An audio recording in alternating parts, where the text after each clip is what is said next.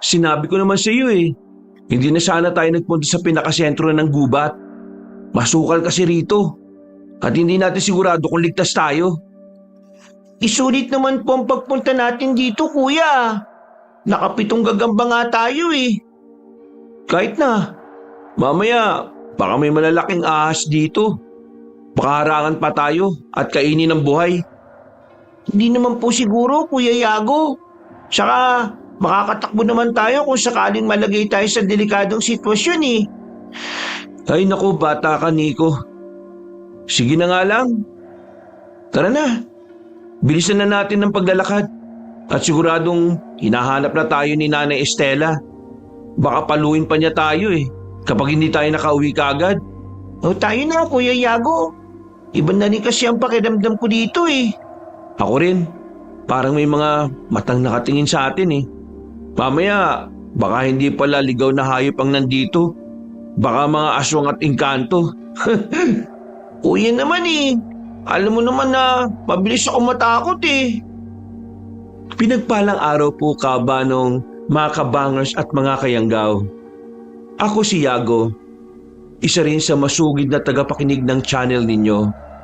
Gusto ko lang sanang ibahagi ang kwentong ito na medyo matagal ko na ring itinago sa karamihan.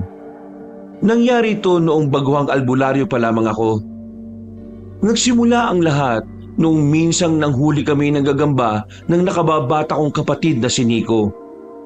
Kabanong mga kabangers at mga kayanggaw, ito ang aking kwento.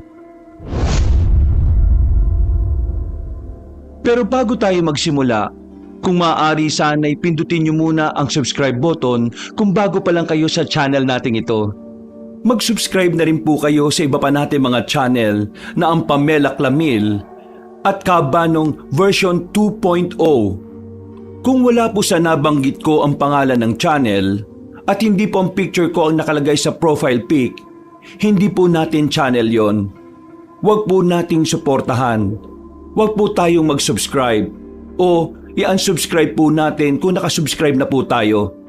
Nagnanakaw po yon ng ating mga videos. Naglalambing po ko sa inyo na ang suportahan lang natin ay ang mga channel na nabanggit. Mag-iwan na rin kayo ng comment at pindutin na rin ang like button. Napakalaking tulong po sa ating channel ang gagawin niyo pong ito. Isang malaking suporta po yun sa ating channel na labis ko pong ipagpapasalamat. At ngayon, sa ating pagpapatuloy. Pauwi na kami noon galing sa panghuhuli ng kagamba nang biglang, sandali, seryoso na ito Nico. Mukhang may mga gumagalo sa hindi kalayuan ah. Hindi ko lang alam kung ano mga yan. Ano pong ibig niyong sabihin, kuya? May iba pa pong nandito para manghuli ng gagamba? Hindi ko alam. Pero kung tamang iniisip mo, mas mabuti. Ang inaalala ko lang, baka kung mga magnanakaw yan at matsyempoan nila tayo, baka isipin pa nilang minamatyagan natin sila eh. Ano po kung tumakbo na lang kaya tayo pa uwi? Wag. Kung gagalaw tayo ng mabilis, mas madali nila tayo mapapansin. Mas mabuti kung magdadahan-dahan lang tayo para hindi mahalata ang paggalaw natin. Hinaan mo na rin ang boses mo para hindi nila tayo marinig. Sige kuya, gagawin ko po yan. Tayo na. Kailangan hindi nila tayo mahuli. Baka kung ano pang gawin nila sa atin eh. Kinakailangan makauwi tayo ng ligtas sa bahay. Naging maingat kami ni Nico sa paglalakad hanggang sa nagulat na lang kami na may narinig kaming kaluskos sa unahan. Sinipat ko yon at napalunok ako ng laway nang may makita ko mga mapupulang bagay na papalapit sa amin. Sasabihin ko pa sana sa nakababata kong kapatid na umatras na kami at lumihis ng landas. Pero nang ibaling ko ang paningin ko sa likuran, nakita kong may mga nakatayo din doon. Hindi maganda to, Nico. Hindi mga magnanakaw ang nakapaligid sa atin. Mga aswang. Anong gagawin natin, Kuya Yago? Kailangan natin makahingi ng tulong kay tatay. Baka maging walang silbi lang kung sisigaw tayo eh. Hindi naman niya tayo maririnig. Kung tumakbo na kaya tayo, kuya? Sige, pero ikaw lang. Lalabanan ko ang mga nilalang nito para hindi ka nila mahabol. Hindi kita iiwan, Kuya Yago. Kung lalaban ka, lalaban din ako sa kanila. Wag. Ako lang ang lalaban sa kanila. Akin ang ita ko. Pumesto ka na lang sa likuran ko. Sabihin mo kaagad ako kung lalapitan ka na kahit na isa sa kanila, ha? Sige po, Kuya. Ito po ang itak nyo. Salamat. Hoy! Kayo mga aswang! Ano ba talagang pakay ninyo sa amin? Kung gusto niyong kunin ng isa sa amin, labanan niyo muna ako! Kumakbang ako ng isang beses at itinaas ang itak ko. Ng mga sandaling yon, naging klaro sa akin ang hubog ng mga aswang. Maitim ang balat nila at nagbabaga mga mata. Napansin ko ring naglalaway sila habang nakatitig ng mabalasik sa amin. Paatake na sana sa akin ng mga aswang nang may isang kauri nila na dumating. Sinabi nito na malalagot sila kung papatay nila ang isa sa amin ni Nico. Napakunot noon na lang ako na nagkanya-kanya sila ng alis at animoy may kung anong kinatatakutan. Wala na po sila, Kuya. Natakot po sila sa atin. Ligtas na po tayo. Oo, Nico. Pero ang ipinagtataka ko lang, bakit parang natakot sila nang magsabi ng gano'n ng isang aswang? Ano kayang kinatatakutan nila? Hindi ko rin po alam, Kuya. Parang may tinutukoy sila eh. Hindi kaya isa po sa atin yon? Yan ang hindi ko alam. Pero sige lang. Ang importante sa ngayon, wala na mga aswang na yon. Ligtas na tayo. Tara na. Bilisan na natin at nang makauwi na tayo. Sige, Kuya. Siguradong nag-aalala na si nanay at tatay sa atin eh. Tama ka riyan, Nico. Sabihin na rin natin sa kanilang naging karanasan natin. Baka may alam din sila eh. Basta, sa susunod huwag na tayong papasok sa gubat para lang manghuli ng gagamba Sige, Kuya. Pasensya na. Kung hindi po dahil sa akin, hindi po natin mararanasan to eh. Ayos lang. Hindi mo naman kasalanan kung bakit tayo hinarang ng mga aswang eh. Kasalanan nila yun. Wala naman tayong ginagawang mali sa kanila eh. Pero basta lang nila tayo tinambangan. Oo nga po. Para na akong maiihi kanina eh. Pinigilan ko lang talaga ang sarili ko. Napatawa na lang ako ng bahagya sa sinabi ni Nico kabanong binilisan namin ang paglalakad at hindi na namin nagawa pang lumingon. Pagkadating namin sa bahay, agad na kinuwento ni Nico ang naging karanasan namin kina Nanay Estela at Tatay Waldo. Parehong nabahala ang mga magulang namin. Magagalit na sana sila, pero ipinaliwanag kong hindi naman namin yon kasalanan. Sinabi ko naman kasi sa inyo eh. Wala kayong mapapala sa panghuhuli ng mga gagamba. Tumutulong nga yan sa atin para mabawasan ang lamok eh. Pasensya na po kayo, Nay. Sinamahan ko lang naman po si Nico. Kung mag-isa lang siyang umalis kanina, baka po kung ano na nangyari sa kanya. Talagang napakahayop na mga aswang na yan. Hindi ko akalain na hindi pa pala nauubos ang lahi nila. Kung may babalik ko lang sana ang panahon, sisiguraduhin ko na walang matitira kahit na isa sa kanila. Bakit po niyo nasabi yan, Tay? Ano pong ibig niyo sabihin?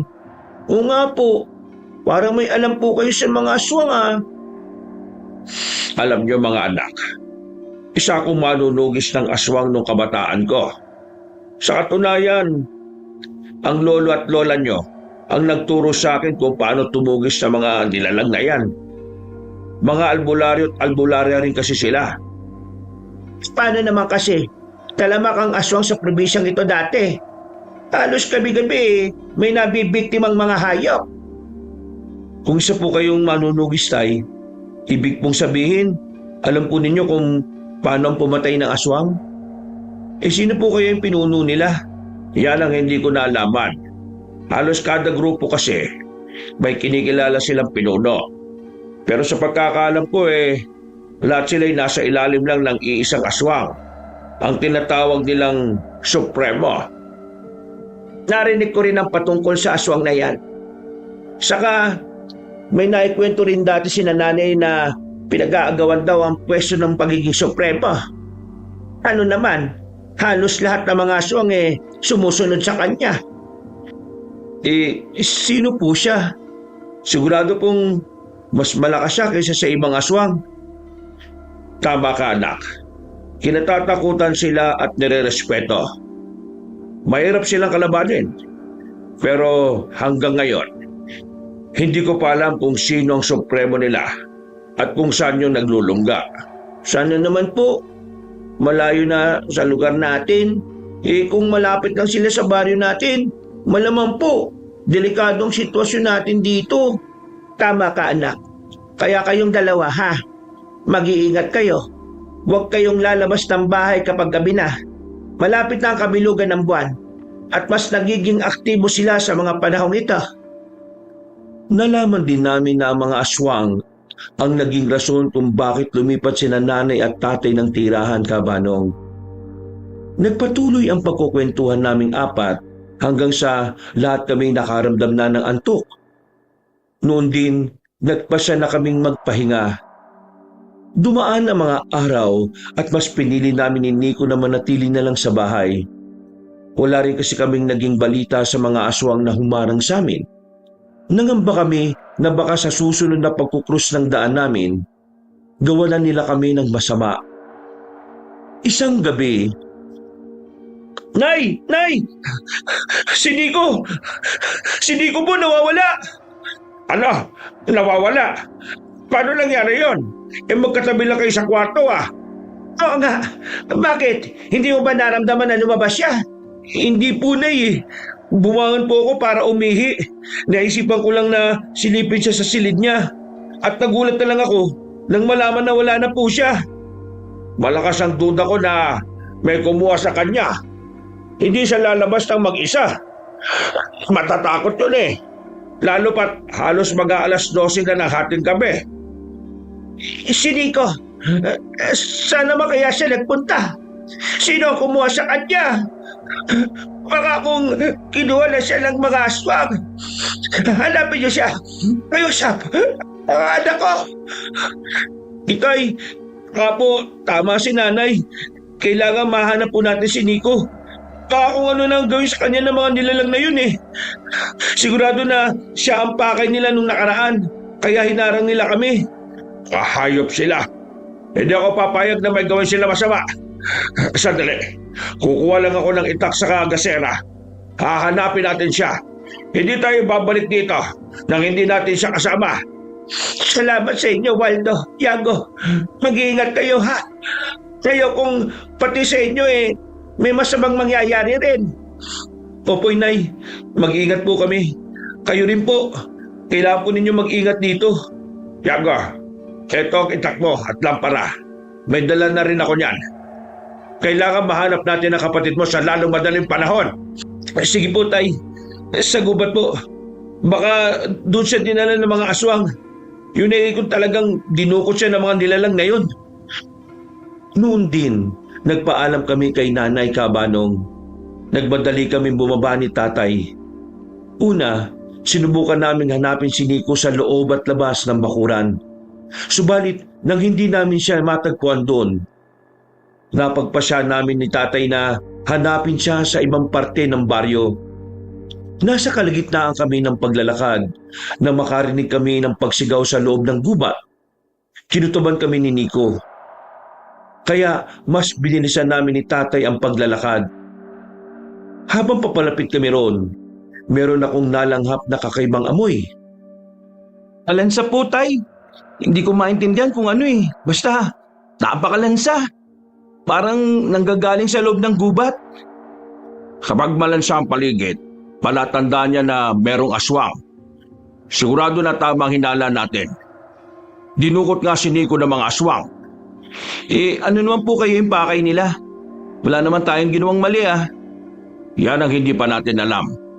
Makukumpirma naman natin yan kaagad kapag nakaharap na natin ang mga aswang na yan. Kinakailangan mabawi natin kaagad si Nico. Gagawin po natin ang lahat para makuha siya.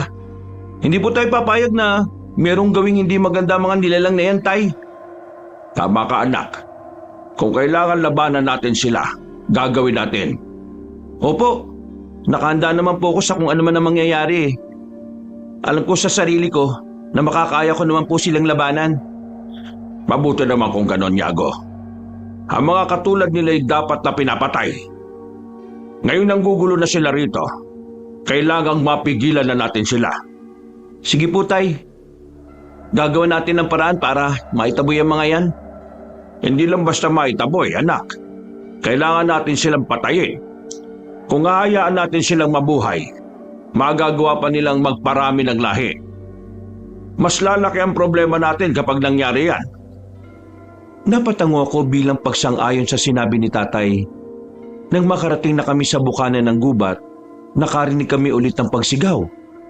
Sa pagkakataong yon, nakumpirma namin na si Nico nga yun. May naulinigan din kami mga pag-angil, kaya mas nabahala kami ni Tatay. Nagkanya-kanya na kami ng pagtakbo hanggang sa matigilan siya. Napahinto rin ako. At inusisa siya kung bakit siya tumigil. Napaliligiran tayo ng mga aswang. Walang ya. Ginamit nila si Nico bilang pain sa atin. Nandiyan sila. At anumang sandali, aatake sila sa atin. Ano pong gagawin natin, Tay? Baka po patayin nila si Nico. Malakas ang kutob ko na hindi nila gagawin yan. May iba silang paggagamitan sa kapatid mo. At yan ang aalamin natin. Pero bago ang lahat, kailangan nating labanan ang mga aswang na nakapaligid sa atin. Teka, mukhang di naman sila atake sa atin, ha? Nakamasid lang po sila at parang natatakot. Huwag ka makampante. Ang mga kagaya nila ay tuso. Mas maliksi sila kaysa sa atin. Kaya kailangan nating magdoble ingat. Sige po, Tay. Ayan po, nakita ko po yung isang aswang. Lumipat po siya ng pwesto. Saka mas lumapit siya sa atin. Anak, ihanda mo sarili mo, ha? Baka kung ano pang gawin nila. Kapag lumapit sila sa'yo, tagain mo siya kaagad. Opo. Napahawak na ako ng maigpit sa itako, Kabanong. Nang maaninag namin si Nico, sinabi ni Tatay na ako ang lalapit sa kapatid ko para iligtas siya. Subalit, nang makita kong nakaabang ang mga aswang, sinabihan ko siyang ako na ang haharap sa mga nilalang at siya na ang bahala kay Nico. Pumayag naman siya at noon din, tumakbo siya para lapitan ang nakababata kong kapatid para tulungan ito. Walang ano-ano, lumundag ang isang aswang sa harapan ko. Tatagayin ko na sana siya, pero may kung anong enerhiyang pumigil sa akin. Kung ako sa inyo, mas mabuting umalis na kayo sa lugar na ito. Nalaman na ng pinuno ng mga aswang ang lokasyon niya at hindi niya kayo titigilan. Sino kayo? Bakit mo sinasabi sa akin ng mga bagay na yan? At ano naman ang kinalaman ko sa mga nangyayari? Malaki. Kaya ngayon pa lang, mas mabuting umalis na kayo sa lugar na ito. Kapag nagkaroon sila ng pagkakataon, gagamitin niya ang isa sa mga mahal mo sa buhay laban sa iyo. Laban sa akin? Bakit? Ano ba ang maling nagawa ko sa kanya? Hindi ko nga siya kakilala eh. Kung sino ka man, alam ko may kinalaman ka sa pagdukot kay Nico. Kaya magbabayad ka. Wala kami kinalaman dyan. Nandito lang kami para balaan kayo. Malupit ang pinuno ng mga aswang. Wala siyang sinasanto kahit pa na ang supremo. Kung sino man siya, wala akong pakialam sa kanya. Ibalik lang niya ang kapatid ko. At tapos na ang usapan. Sige na. Kailangan na namin umalis. Basta, sundin mo ang sinabi ko. Pero kung hindi mo masusunod yan, mas mabuting maganda na lang kayo. Marami pang mga hindi magandang mangyayari simula sa gabing ito. Hindi naman kami natatakot sa kanya eh. At mas lalong hindi ako natatakot sa iyo. Kung kasabwat mo ang pinuno ng mga aswang, mas maigi na balaan mo siya sa ginagawa niya. Hindi niya kilala kalaban niya. Kilala niya. At yun ang alas niya laban sa inyo. Sa inyo ng kinikilala mong pamilya. Sige na, alis na kami. Pero hindi pa ito ang huli nating pagkikita. Magtatanong pa sana ako sa aswang na kumausap sa akin, Kabanong, pero bigla silang yumuko sa akin at umalis. Nang marinig ko ang pagsigaw ni Tatay, ibinaling ko sa kanila ang pansin ko. Nakita kong nakikipaglaban siya sa dalawang aswang, kaya patakbo kong lumapit sa kanila. Tinulungan ko sila hanggang sa magawa na naming matalo ang mga aswang. Agad naman naming nilapitan si Nico na nooy nagsisimula ng umiyak. Pinakalma namin siya ni tatay at nagkasundo kaming umuwi na. Nico, ano ba nangyari? Paano ka napunta dito sa gubat? Hindi ko nga rin po alam, tay eh. Parang bumalik lang po ako sa sarili ko nung makita ko na po kayo. Huling naalala ko po, binuksan ko ang bintana para makapasok ang hangin eh. Binuksan ang bintana? Teka, mukhang nakasara naman yun ah. Oo nga. Kung gayon, talagang dinukot ka ng mga aswang. May kung anong ginawa sila sa'yo para mawala ka sa sarili mo. Mabuti na lang talaga dito kami kagad nagpunta. Ang ipinagtataka ko lang, bakit si Nico lang ang dinukot nila? Bakit hindi ako? Bakit mo naman naitanong yan, Yago? Teka, ano na nangyari sa mga aswang na nakapwesto kanina at parang aatake sa'yo? Hindi ko nga po alam, tay eh. Pero sa halip na umatake sila, kinausap ako ng isang aswang. Nagbigay siya ng babala sa akin. Akit kuya, ano po sinabi niya? Kailangan na raw po natin umalis dito sa baryo. Alam na ng pinunong aswang ang lokasyon natin. Baka sugurin po nila tayo dito, tay. At naniwala ka naman sa mga aswang na yon. Kung totoo man ang sinabi nila, sana matagal na nila tayong sinugot. Teka, nabanggit ba niya kung sino ang pinunong aswang na tinutukoy niya? Hindi ko po alam eh. Wala rin po siyang nabanggit. Pero tay, ang sabi niya, kilala raw po niya tayo. At baka gamitin niya ang isa sa inyo laban sa akin.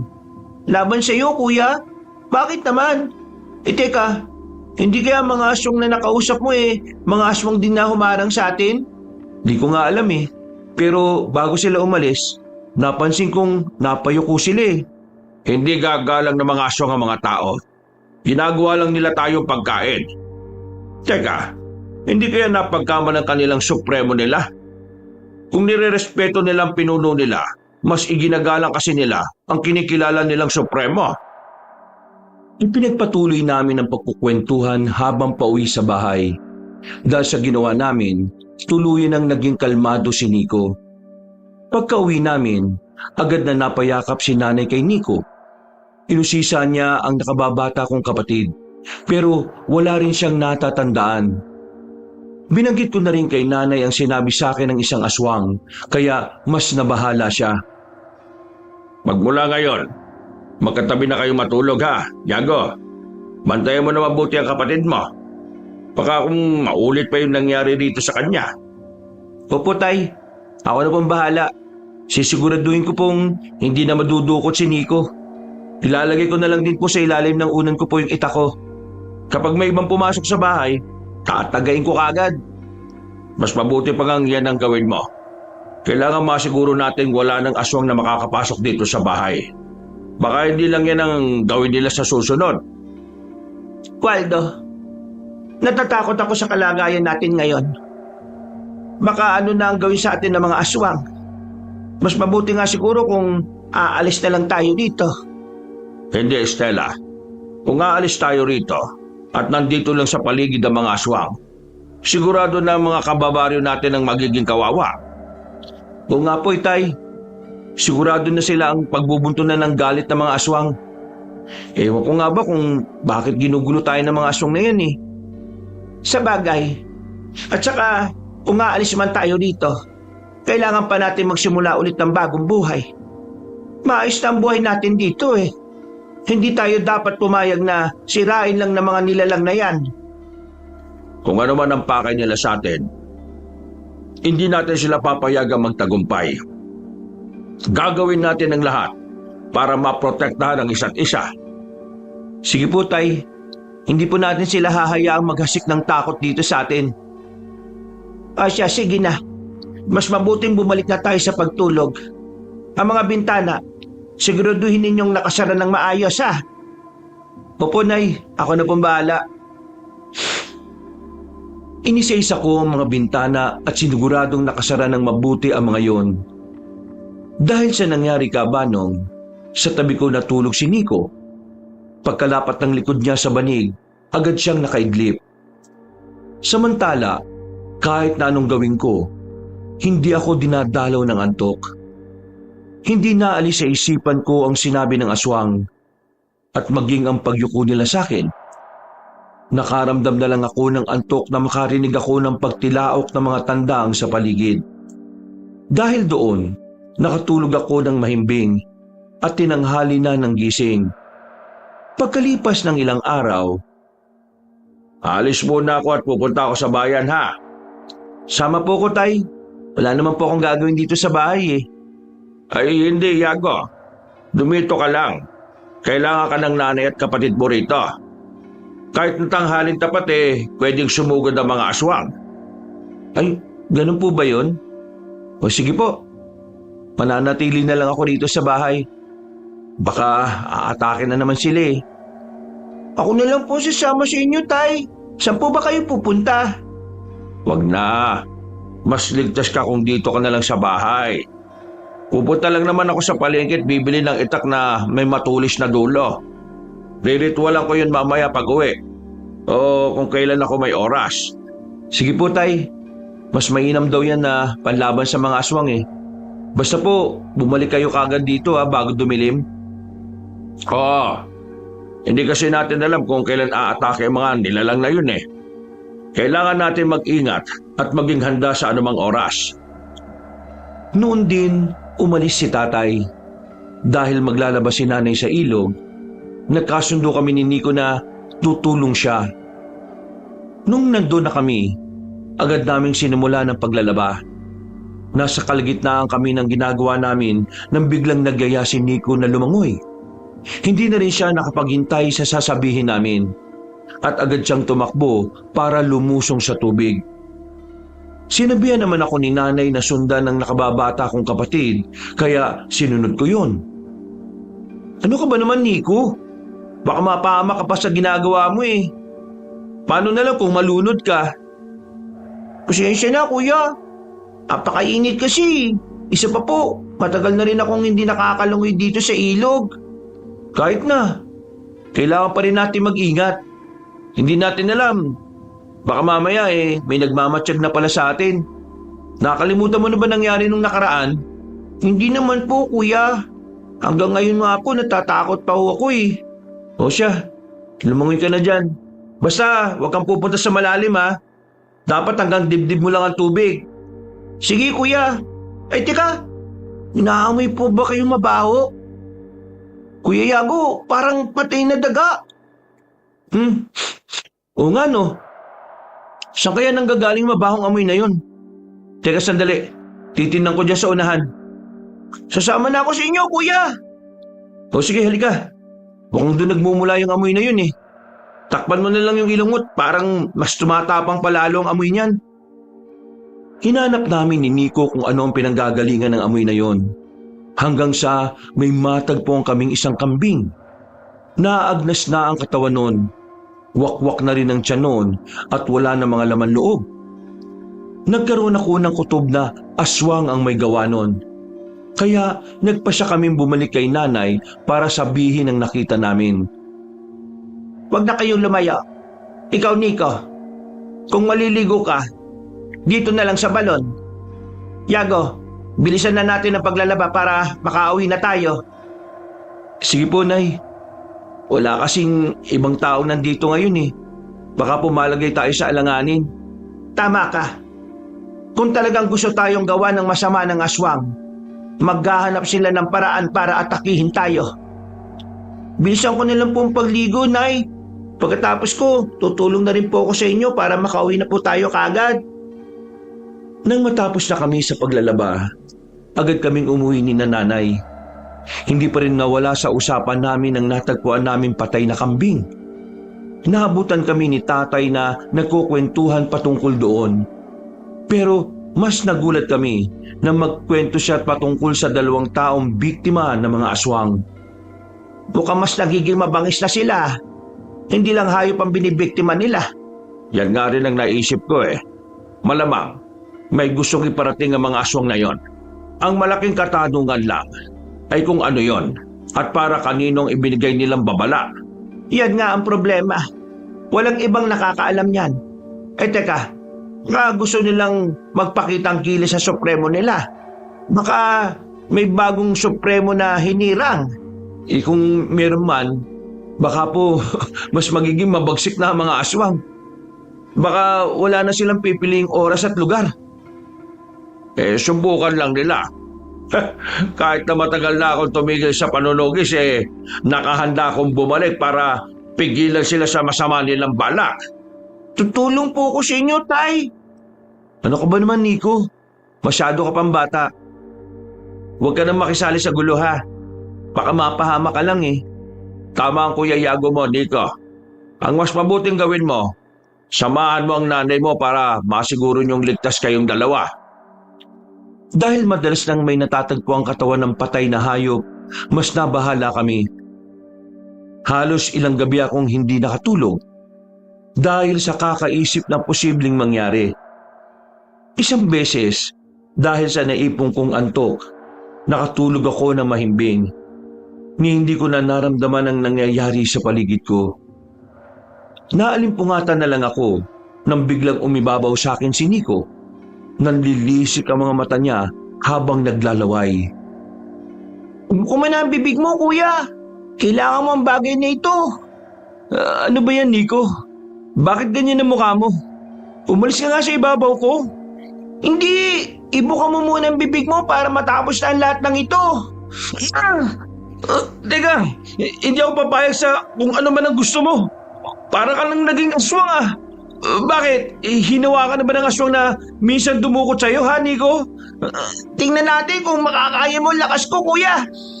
Kung hindi mo ibubuka ang bibig mo, pupwersahin kita. Sige, alam kong hindi ka talaga si Nico. Hinira mo lang ang katawan niya para magawa ang pakay mo. Hindi kita hahayaang magtagumpay. Nagkakamali ka, kuya. Ako pa rin ito, si Nico. May gusto lang ako ipasa sa'yo at hindi na ako makakapaghintay na maibigay ito sa'yo. Sa unang beses na pagtatangka ni Nico na buksan ang bibig ko, hindi siya nagtagumpay, kabanong. Subalit, nang muli siyang humugot ng lakas, hindi ko inasahan ang naging puwersa niya. Napangangako at agad niyang inilapit ang bibig niya sa akin. Napaubo na lang ako at nang may kung anong likidong tumulo sa loob ng bunganga ko. At mabilis na dumaus-us papunta sa aking lalamunan. Napaubo ako at dahil sa nangyari, naitulak ko si Nico. Sinubukan ko pang maduwal pero kumapit talaga yun sa lalamunan ko. Kuya, ano pong nangyari? Bakit bigla po ako nakaramdam na matinding sakit ng katawan? Aba, hindi ko alam ah. Baka nananaginip ka lang na bumagsak ka. Hindi mahimbing nga ang naging tulog ko eh. Kung ganon, wala ka talaga natatandaan sa nangyari? Hindi mo ba alam na muntikan mo na akong patayin? Kani-kanina lang? Sobrang lakas mo eh. Wala po talaga ako natatandaan eh. Bakit, kuya? Ano bang ginawa ko sa'yo? Gusto mo talaga malaman? Umibabaw ka sa akin at pilit mo akong pinapanganga. Sobrang lakas mo nga eh. Napanganga mo ako gamit lang ang dalawang kamay mo. Tapos po, may kung ano kang ipinasa sa akin. Hindi ko alam kung ano yon. Baka nga binibiro mo lang ako eh. Basta, hindi ko may paliwanag ng gusto kung ano yon. Sigurado ka po, kuya? Ginawa ko po yun? Oo. At kung iniisip mo na nananaginip ka lang talaga, diyan ka nagkakamali. Itinulak kita, kaya siguro sumakit ang buong katawan mo. Nagkasundo kami ni Nico na huwag nang sabihin kay nanay at tatay ang nangyari. Nang matapos ang maikling usapan namin, nagpasya na siyang matulog. Ako naman, hindi na dinalaw ng antok dahil sa nangyari. Lumakas ang kabog ng dibdib ko at kung ano-ano na ang pumapasok sa utak ko. Kalaunan, nakatulog na rin ako dahil sa labis na pag-iisip. Kinabukasan, bakit parang hindi maganda yata ang gising mo, ha, Nico? Ang kuya mo, tulog pa ba? Ewan ko nga ba, Nay? Mabigat po kasi ang buong katawan ko eh. Si kuya po, hindi pa po gising eh. Napaimbing po yata ng tulog niya. Hayaan mo na. Minsan lang naman makatulog ng mahimbing yan. Sasabihan ko na lang siya mamaya na sumunod sa tatay niya doon sa bukid. Nay, gising na po ako. Nakalis na po pala si tatay. Susunod po ako sa kanya, maya-maya. Maglilinis lang naman siya ng mga pilapil. Pero baka may iba pa siyang gagawin. Mas mabuti pang tulungan mo na lang siya. Sige po, Nay. Dahil sa pagiging abala namin ni tatay sa bukid, hindi ko na napagtuunan ng pansin ang mga kakaibang nangyari sa katawan ko.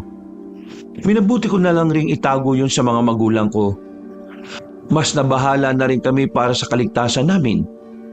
Dahil may mga bali-balita na patungkol sa pambibiktima ng aswang sa mga liblib na baryo. Isang gabi, dahil maliwanag ang buwan, naisipan kong lumabas sa bahay para magpahangin.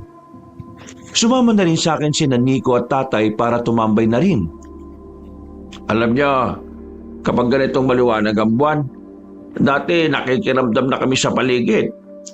Alam kasi namin na may aataking aswang. Kung ganun po, may mga napatay na rin kayong aswang, Tay? Oo naman. Pero may isa akong nakalaban dati na nahirapan ako. Hindi nga lang ako, pati mga kasamahan ko. Baka naman po yun yung supremo ng mga aswang, Tay. Ang alam ko, hindi. Isa lang siya sa mga pinunong aswang. Sa pagkakatanda ko, Emiliano ang pangalan niya. Bakit naman po kayo nahirapan sa kanya? Baka mas malakas at maliksi lang yun. Siyempre, mga aswang sila. Masigit ang kakayahan nila kaysa sa mga karaniwang tao. Tama ang kuya mo, Nico. Pero alam ba ninyo, nakatakas ang aswang na yon.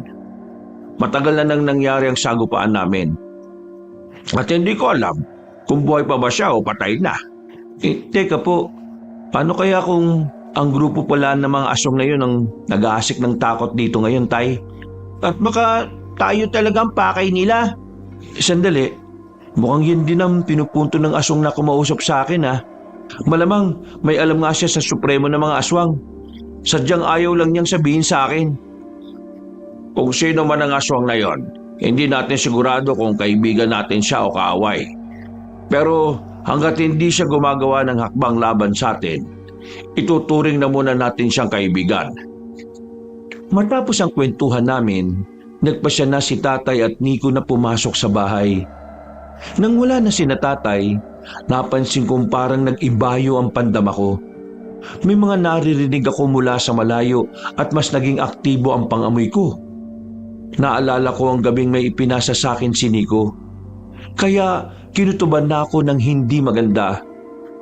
Noon din, sinikap kong pigilan ang kung anumang nangyayari sa akin. Pumasok na rin ako sa loob ng bahay para maibaling ang pansin ko.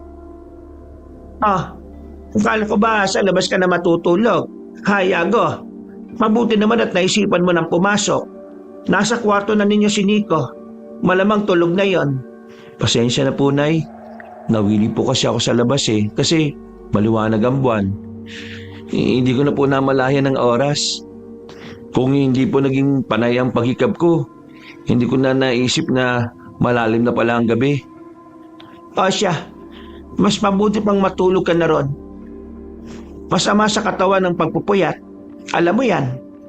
Tsaka isa pa, pupunta ulit tayo ng tatay mo sa bukid. Ay, oo nga po pala. Sige po, matutulog na po ako. Sige, Yago. Bukas na lang ulit tayo tatambay kasi kabilugan ng buwan Sige po, Tay. Minabuti kong mahiga na sa tabi ni Nico. Habang nagpapaantok, nakiramdam ako sa paligid. Nasa ganoong sitwasyon ako nang may marinig akong pagsigaw ng isang babae mula sa malayo. Gusto ko sanang bumaba para alamin kung saan yung nanggagaling. Pero naisip kong papagalitan ako ni tatay. Isinantabi ko yon at pinilit ang sarili kong makaidlip. Nasa kahimbingan na ako ng pagtulog ko nang bigla kong napabangon. Nakarinig ako ng malakas na kalabog sa bubong. Kaya nagmamadali akong lumabas ng kwarto. Nak, nagising ka rin pala. Huwag ka masyadong gagawa ng ingay ha. Malakas ang kutob ko na mayroong aswang sa ibabaw ng bubong natin. Yan nga rin pong hinala ko, Tay. Kung aswang yan, bakit kaya siya nandito? Yan ang hindi natin alam, Yago. Sandali, susubukan kong lumabas. Bantayan mo ang inay mo at kapatid. Baka may biglang pumasok dito. Pero kung kailangan po ninyong tulong ko, sabihan nyo kagad ako ha. Bababa po ko kagad. Sige anak, basta huwag mo na silang gisingin. Baka mag-ingay pa sila eh. Kailangan hindi alam na kung anumang nilalang na nasa labas. Nagising na tayo. Opo, sige po tay. O siya, pababa na ako. Siguraduhin mong walang makakapasok na aswang dito ha. Opo tay, mag-iingat po kayo ha. Pagkababa ni tatay, sinubukan kong lumapit sa bintana. Sumilip ako roon at inalam kung ano ang nangyayari sa labas. Habang nasa ganoong sitwasyon, nakaramdam ako ng kakaibang init. Parang gusto ko na ring lumabas noon. Pero naisip ko ang sinabi ni Tatay Waldo sa akin. Nabahala na rin ako sa kaligtasan ni Nanay Estela at Nico. Kaya pinag-igihan ko ang pagbabantay sa kanila habang nakikiramdam sa paligid. Ilang sandali pa, may narinig akong yabag na papalapit sa akin. Kuya, ano po't nangyayari? Bakit may mga ingay sa labas? Teka, si tatay nasaan no? Huwag mo masyadong lakasan ng boses mo. Baka magising si nanay. Meron kasing aswang sa labas at pinuntahan siya ni tatay. Nasa labas? Baka po mapano si tatay? Hindi ko alam kung ilang aswang ang nandyan sa labas eh. Teka, susubukan kong dumunga ulit sa bintana. Sige po kuya. Baka po kasi kailangan niya ng tulong eh. Teka, mukhang may umuungol sa labas ah. Boses yun ni tatay ah. Tulungan po natin siya kuya. Baka kung anong gawin ng mga aswang na yun kay tatay. Ako nang bababa. Dumito ka lang sa loob ng bahay ah. Samahan mo si nanay at baka may pumasok dito ng mga nilalang. Malakas ang kutob kong may iba pang aswang sa paligid eh. Sige kuya, ako na pong bahala dito. Kung may aswang po na magtatangka na pumasok, sasabihan ko kagad kayo. Mas mabuti pa nga. O sige na, pakisara na lang ang bintana. Noon din, kumuha ko ng itak saka lumabas sa bahay namin. Pagkalabas ko, nakita kong nakikipaglaban si tatay sa aswang. Iginala kong paningin ko sa paligid at napalunok ako ng laway nang makita kong may iba pang nilalang na nakahandang umatake sa amin. Nang matalo ni tatay ang aswang, tinaga niya yon at siniguradong hindi na mabubuhay pa. Yan ang dapat sa mga nilalang na naging salot sa mga tao. Hindi na sila binibigyan ng pagkakataong mabuhay. O nga po tay, kapag nabuhay pa siya, sigurado na babalik siya at gaganti. Teka, bakit ka bumaba pa rito, Yago? Kaya ko naman labanan na mag-isa ang aswang na ito ah. Hindi po nag-iisang aswang na yan tay. Tingnan po ninyo sa kalayuan. May nakaabang po sa atin. At anumang oras atake sila. Ha? Saan? Wala naman ako nakikita. Nandiyan po sila malapit sa mga punong kahoy. Nakikita ko pa nga po yung mga mata nila eh. Talagang wala akong nakikita eh. Teka, susubukan kong lapitan. Parang wala namang aswang sa bahaging yun eh. Sasama ko po kayo tay. Hindi po natin alam kung ano ang posibleng gawin ng mga yan. Kung hindi nyo sila nakikita, malamang may masama silang binabalak. Teka, kapangataohan yan ni Emiliano. Kung nagkataon na sila yan, sigurado ko na ako ang totoong pakay nila. Kung ganun po, kailangan nalabanan natin sila para wala nang maging banta sa kaligtasan natin, tay. Yan din ang iniisip ko eh. Tatapusin ko na ang gulo na nasimulan ko noon. Pero hindi ko nagawang wakasan dati. Mabilis kaming humakbang ni tatay papunta sa bahagi kung saan ko itinuro ang mga nakapwestong aswang. Habang papalapit kami roon, hinawakan ko ng mahigpit ang itak ko at inihanda ang sarili ko sa kung anumang mangyayari. Nang ilang dipan na lang ang layo namin ni tatay sa mga nilalang, napahinto kami at nakiramdam sa mga susunod nilang gagawin. Tama ka anak, may mga aswang ang nakapwesto rito. Kahit na hindi ko sila nakikita nung una eh, pero habang papalapit tayo rito, nararamdaman ko sila at naaamoy. At ngayon, nakikita ko na ang mga aswang na yan. Hoy kayo! Anong pakay nyo dito? Gusto ba ninyong matulad sa isang aswang na pinatay namin? Ganyan nga, Yago. Ang mga katulad nila hindi dapat kinatatakutan. Sige na, humakbang na tayo palapit sa kanila. At nang malaman natin kung ano ba talagang totoong pakay nila. Sige po tay, ako na po mauna. Baka po kasi kung kayo talagang sadya nila rito, bigla nila kayong sunggaban eh. Sige, Yago. Ikaw ang bahala. Basta mag-iingat ka, ha? Hindi tayo dapat makampante sa mga nilalang na yan. Nang halos isang dipa na lang ang layo namin sa mga nilalang, narinig kong napaangil sila. Subalit sa halip na sumugod sila sa amin, napansin kong medyo nag-aalangan sila. Napatras pa ng ilang hakbang ang ibang aswang at animoy naghahanda para tumakas. Napalunok pa ako ng laway nang may marinig akong nagwika na kailangang irespeto nila ako. Walang ano-ano, may narinig ulit akong nagsalita at nag-uutos na patayin na lang kami ni tatay para wala na silang maging problema. Narinig ko rin binanggit nila ang pangalan ni Pinunong Emiliano. Tama nga hinala natin, anak. Konektado sila kay Emiliano. Ngayon, sigurado na tayong ang aswang na nakalaban ko dati ang kinikilala nilang pinuno. Oo nga po, Tay. Pero bakit kaya parang natatakot sila sa akin? Yan ang hindi natin alam. Sigurado na may mas malalim silang dahilan dyan. Kung ano man yan, malalaman din natin kapag nakaharap natin ang pinuno nila. Teka, Tay. Maganda ka at mukhang may masama silang binabalak. Parang susugod po sila sa atin. Palagi ako nakahanda, anak. Sila ang dapat na maganda sa atin. Hindi nila alam kung ano ang posible nilang kahinatnan. Tama kayo, Tay. Sila ang dapat na maganda sa atin. Hindi tayo magpapatalo sa kanila. Muli akong nakarinig ng pag-angil. Kasunod nun, nagsalita ulit ang isang aswang na sila ang malalagot kapag hindi sila nagtagumpay ng gabing yun.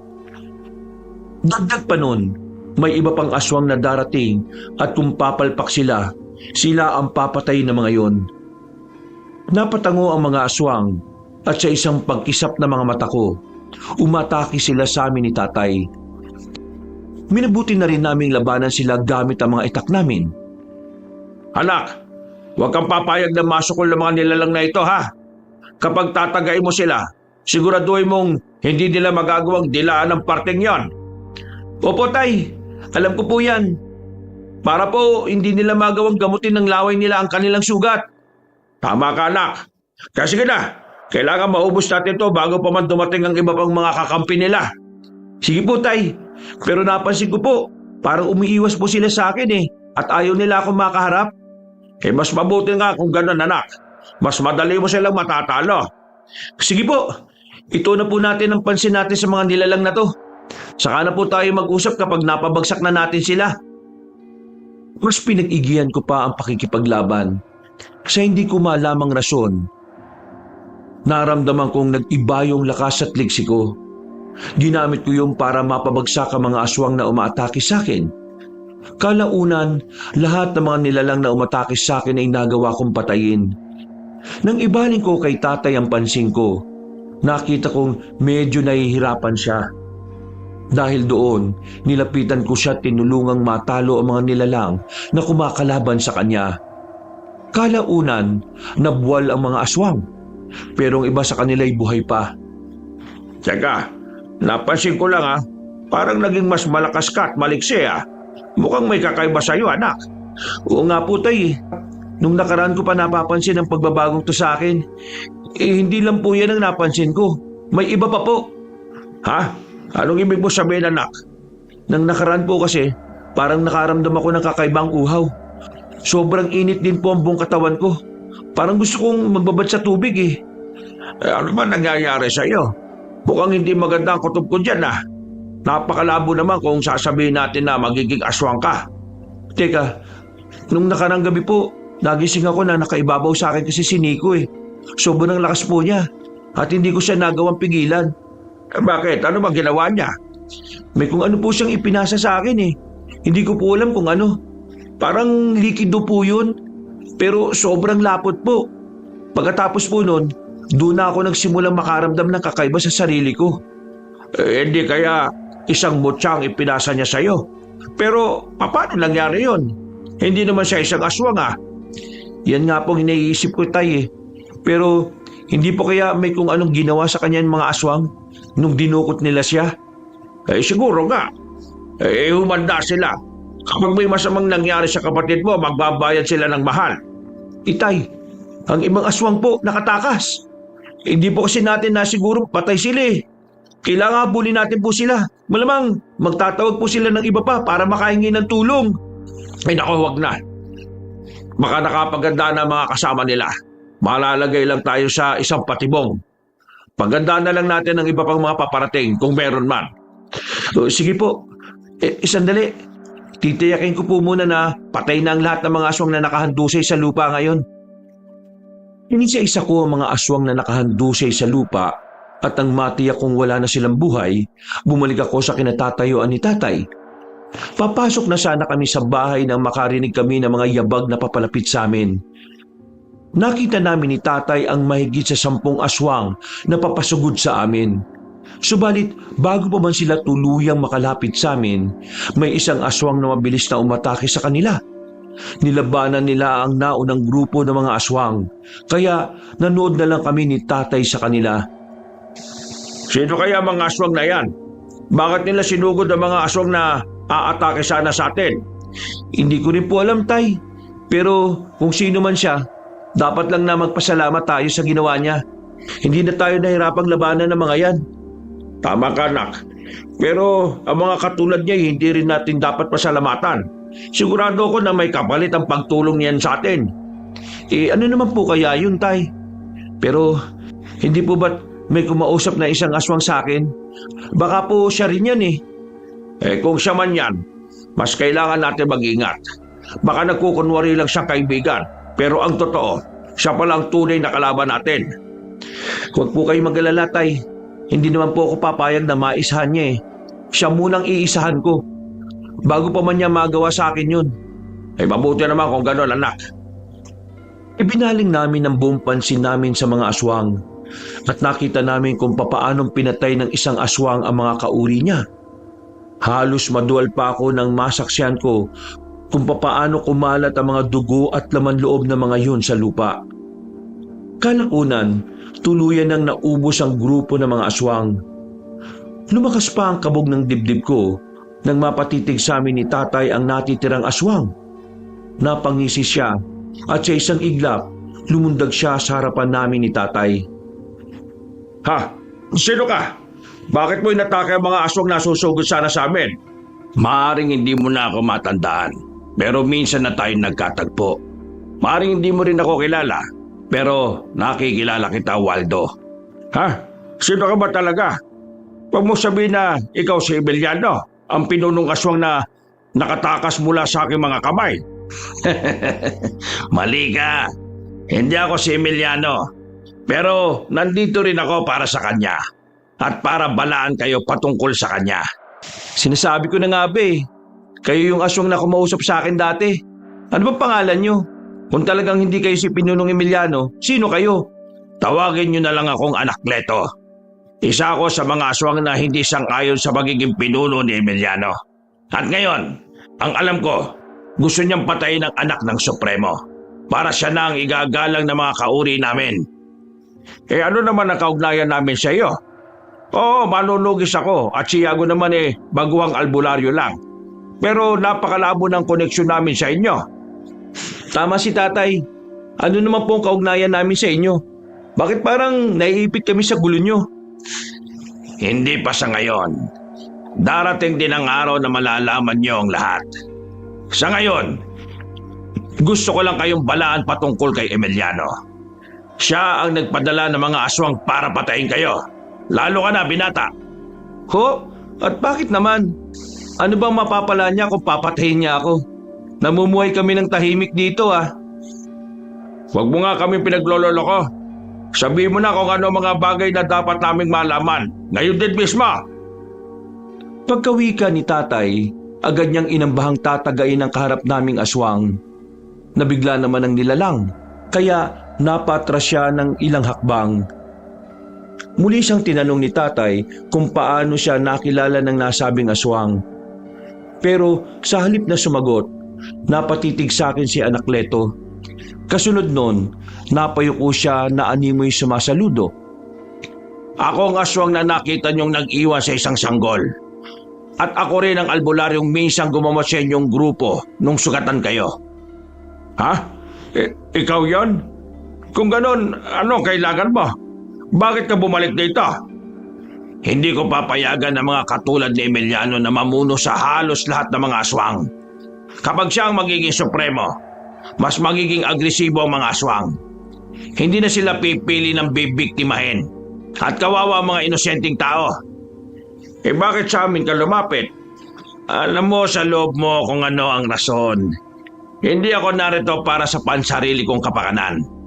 Nandito ako para balaan kayo sa kung anumang posibleng mangyari. Binalaan ko na ang anak mo noon, pero hindi ko akalain na hindi pala niyo sinunod ang habilin ko. Sige, halika. Mag-usap tayong dalawa. Anak, Yago, bumalik ka na sa loob ng bahay. Ako na rin ang bahala sa pagliligpit ng mga bangkay ng mga aswang dito. Mas mabuti pa nga. Marami tayong dapat na pag-usapan. May mga bagay kang kailangang malaman. Kahit pa na gusto kong malaman kung anong pag-uusapan ni na tatay at nung aswang, minabuti kong sundin ang utos niya. Pumasok ako sa loob ng bahay. Napailing na lang ako nang makita kong natutulog na si Nico. Hihigaan na rin sana ako sa tabi ng kapatid ko, pero biglang nagising si nanay. Inusisa niya ako kung saan ako nanggaling at kung nasaan si tatay. Kaya isinalaysay ko na lang sa kanya kung ano ang nangyari. Talaga mga demonyo mga aswang na yan. Nung una, dinukot nila si Nico. Ngayon, gusto nila tayong patayin. Mukhang hindi talaga nila tayo titigilan ah. Oo nga po na eh. Ano kaya kung umalis na lang tayo sa balyong ito? Mas magiging ligtas siguro tayo kung iiwas na lang tayo. Sigurado po na hindi rin naman papayag si tatay eh. May bukid po kasi tayo rito. Saka mahirapan po tayo makapagsimula ulit kung sakali man na lumipat tayo. Hindi po ba? Sa bagay, may punto ka naman anak. Pero ang iniisip ko lang naman ang kaligtasan natin. Huwag po kayo mag-alala, inay. Nakahanda po akong lumaban sa mga aswang na yan. At alam kong ganun din po si tatay. Teka, bakit hanggang ngayon wala pa rin siya? Saan ba siya nagpunta? Si tatay nga pala. Baka po kung ano nang ginagawa sa kanya ng aswang na nakausap niya. Yes, Kuyago. Bakit mo inayaan ang tatay mo? Paano siya? Alam mo namang aswang ang kaharap niya. Sandali po't babalikan ko siya sa labas.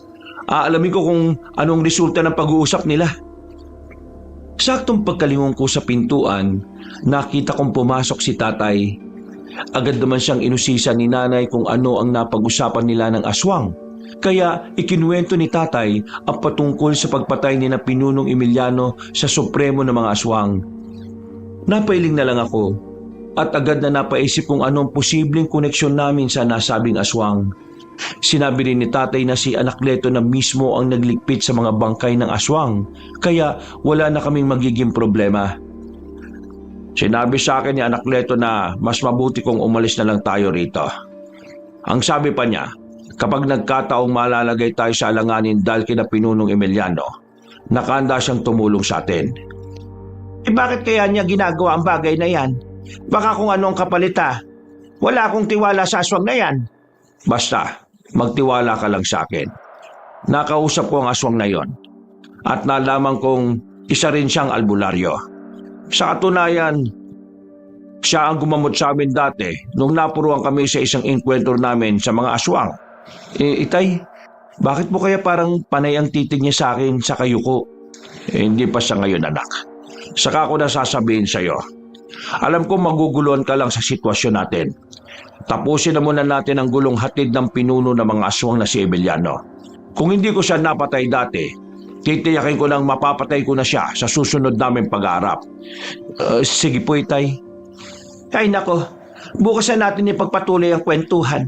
Magpahinga na tayo at halos madaling araw na Dahil sa sinabing yun ni nanay, minabuti kong mahiga na lang sa tabi ni Nico. Agad din ako nakaidlip dahil sa pagod na naramdaman ko. Naging mahimbing ang tulog ko at kinabukasan, nang magising ako, naabutan ko si nanay, tatay at Nico na nag-uusap. Napakunot-noo ako dahil narinig kong patungkol sa naging panaginip ng nakababata kong kapatid ang topic nila. Sigurado ka ba, Nico? nakita mo sa panaginip mo ang Kuya Yago mo? Opo, sigurado po ako. Napansin ko nga pong nakayuko po ang lahat ng mga aswang sa kanya eh. Meron din pong isang aswang na nakahiga sa malapad na bato. Kung hindi po ako nagkakamali, patay na po yun. Ay nako bata ka, napakalikot talaga ng imahinasyon mo. Baka dahil lang yan sa pagod mo. Ano ka namang maging pinuno ng mga aswang ang kuya mo, hindi ba? Bungang tulog lang yan, Nico. Ang mas mabuti mong gawin, ipagdasal mo na lang sana na hindi na muling babalik dito mga aswang. Hindi lang tayo ang posibleng maperwisyo pati na ang iba pa nating mga kabaryo. Sige po tay, ipagdarasal ko po yan palagi. Salamat anak. Huwag mo nang intindihan ang naging panaginip mo patungkol sa kuya mo ha. Opo nay. Hinayaan ko na muna silang matapos sa pagkukwentuhan patungkol sa naging panaginip ni Nico. Nang nag-iba na ang topic nila, saka lang ako lumapit sa kanila. Nagkunwari na rin akong bagong gising para hindi sila maghinalang napakinggan ko ang usapan nila. O anak, gising ka na pala. Mukhang napasarap yata ng gustong tulog mo Oo nga po tay Parang ayaw ko pa nga sanang bumangon kaso bigla akong nakaaramdam ng gutom. Ay nako, tamang-tama. Luto na siguro yung agahan natin. Pwede na tayong kumain. Kuya, kumusta naging tulog mo? Ayos naman Nico. Parang nga akong nanaginip ng maganda Sobrang himbing kasi yung pagkakatulog ko. Ay nako, mamaya na kayo mag-usap. Kumain na muna tayo. Sayang naman ang niluto ko para sa agahan natin habang mainit pa Oo nga mga anak, tara na. Magagana tayo. Naging normal naman ang sumunod na araw namin. Medyo nakakabahala ang katahimikan ng paligid. Kaya kahit na ganon, hindi kami naging kampante.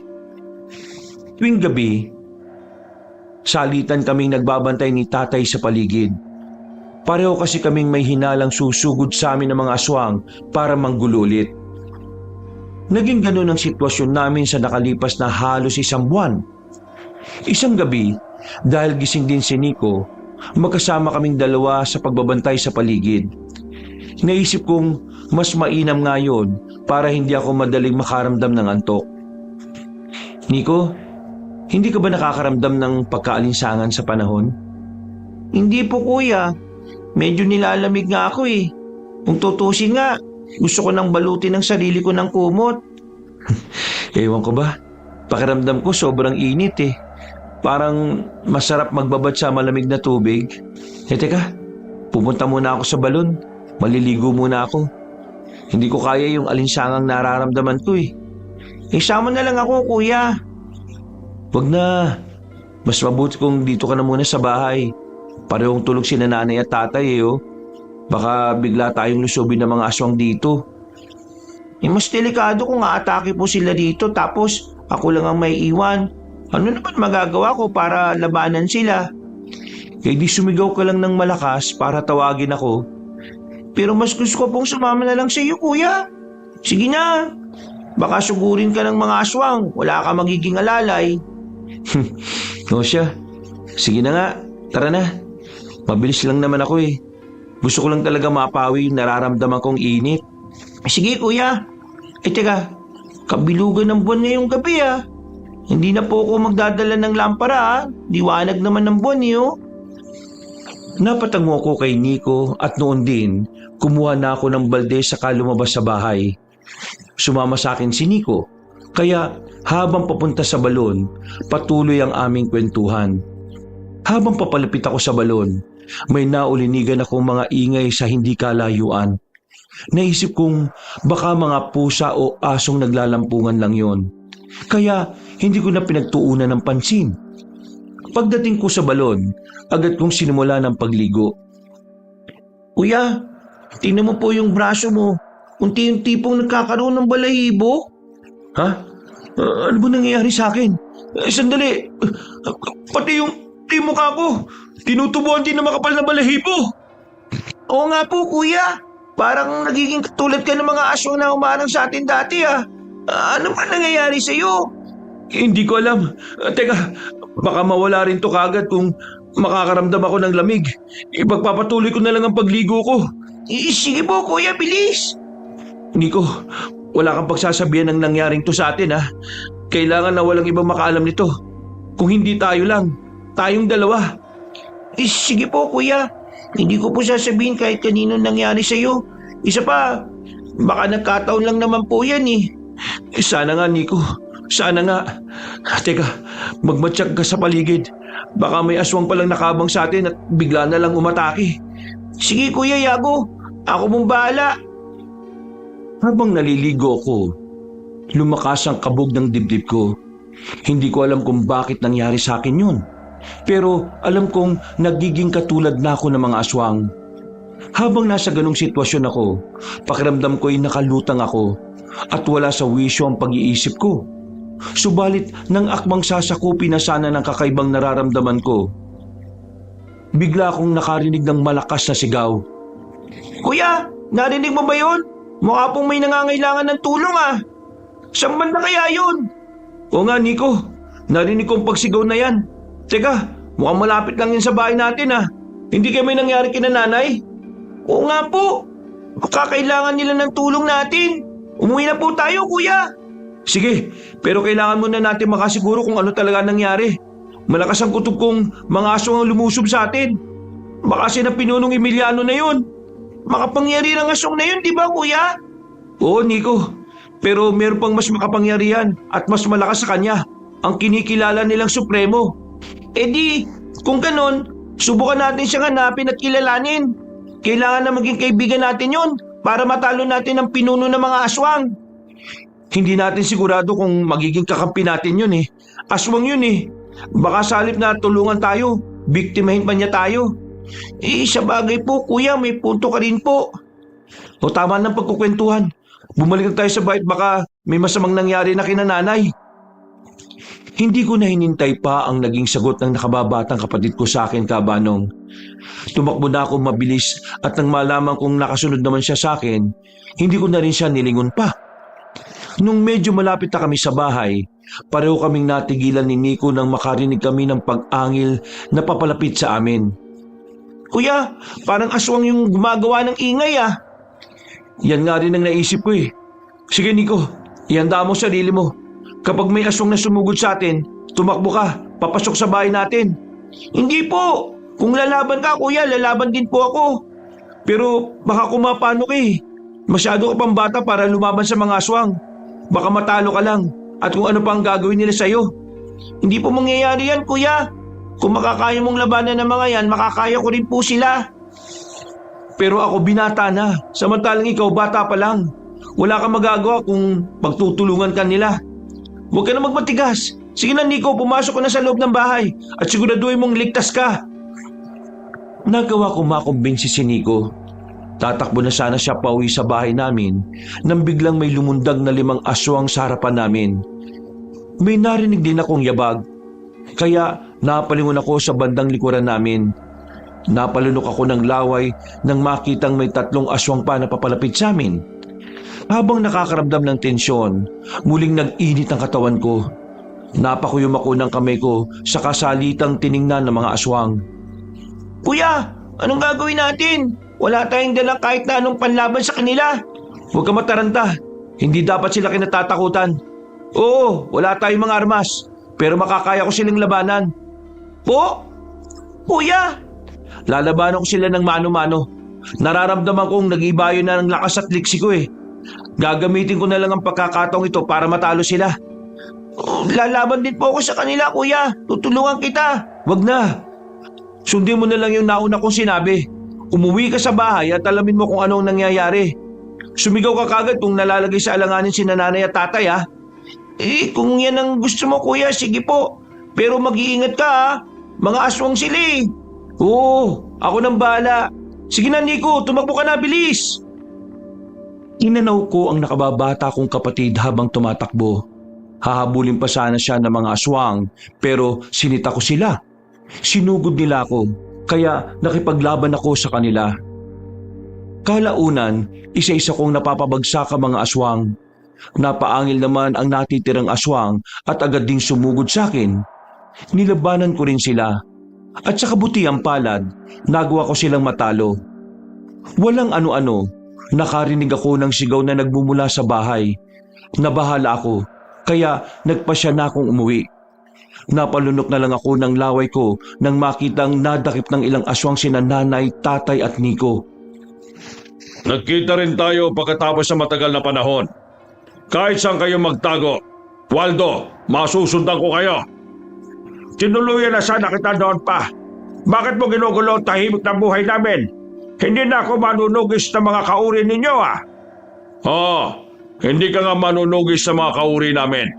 Pero nag-aalaga ka ng isa sa amin. Anong ibig mo sabihin? Paano ko mag-aalaga ng isang aswang? Kilala ko ang buong pamilya ko at hindi mo ako malalansi. Hindi kita niloloko. Nasaan ang binata mong anak, ha? Bakit? Anong kailangan mo kay Yago? Wala siya rito at hindi ko siya ibibigay sa'yo.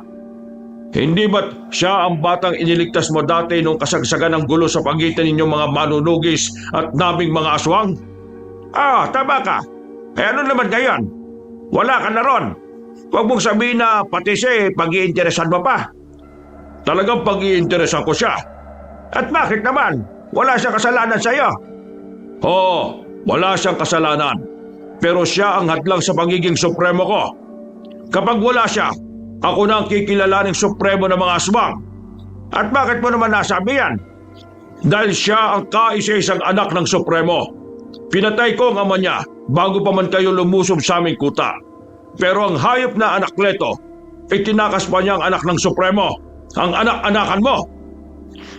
Nanginig ako dahil sa narinig ko. Hindi ko alam ang gagawin ko, Kabanong. At napaisip na lang ako na baka yun ang rason kung bakit may pagbabago sa aking pagkatao. Hindi ko alam kung matatanggap ko ang mga narinig ko. Pero mas naisip ko ang kaligtasan nilang tatlo. Iginala ko ang paningin sa paligid at napalunok ako ng laway nang may makita kong nagbabagang mga mata na nakaabang sa amin mula sa hindi kalayuan. Inakala ko nga mapapatay ko ang anak ng supremo sa pamamagitan ng pagpasa ng lason sa kanya. Yung pala, mas lumabas pa sa katawan niya ang nakatago niyang katauhan. Ipinasa? Paano ipinasa? Anong ginawa mo kay Yago, ha? Wala akong ginawa sa binata. Pero nang gabing ipinadukot ko ang isa mong anak, may inilagay ako sa bibig niya. At kapag ipinasa niya yon sa anak ng supremo, mamamatay sana siya. Pero nagkamali ako. Walang nangyari. Napakademonyo ninyo. Puti bata, dinadamay pa ninyo sa katarantaduhan ninyo. Kawalan niyo na kami. Kaya ang mabuhay ng tahimik dito. Magbabayad kayo sa ginawa niyo kay Nico. At hindi ko rin kayo mapapatawad kapag may masama kayong ginawa kay Yago. Bakit? Ano ba ang magagawa mo? Isang maling hakbang lang ninyo. Mauubos kayo at pagpepiestahan ng mga aswang. Hindi mangyayari yan. Kung tong anak ng supremo ng mga aswang si Yago, ibig sabihin, mas makapangyarihan siya sa inyo. Makakaya niya kayong talunin. Tama ka, asawa ko. Kung totoong lumabas na ng tuluyan ng pagkaswang ni Yago, dapat na kayong kabahan. Hindi nanginginig ang tuhod ko sa kanya. Magpasalamat siya at nakikilala pa siya ng mga kauri namin. Kung hindi, baka hindi na siya iginalang ng ibang aswang. Baka matagal na siyang natagpo ang wakwak ang tiyan at wala ng mga laman loob. Nang mga sandaling yun, Kabanong, nakarinig ako ng pag-angil. Sinipat ko ang mga aswang na kasama ni Pinunong Emiliano at inalam kung sino ang umaangil.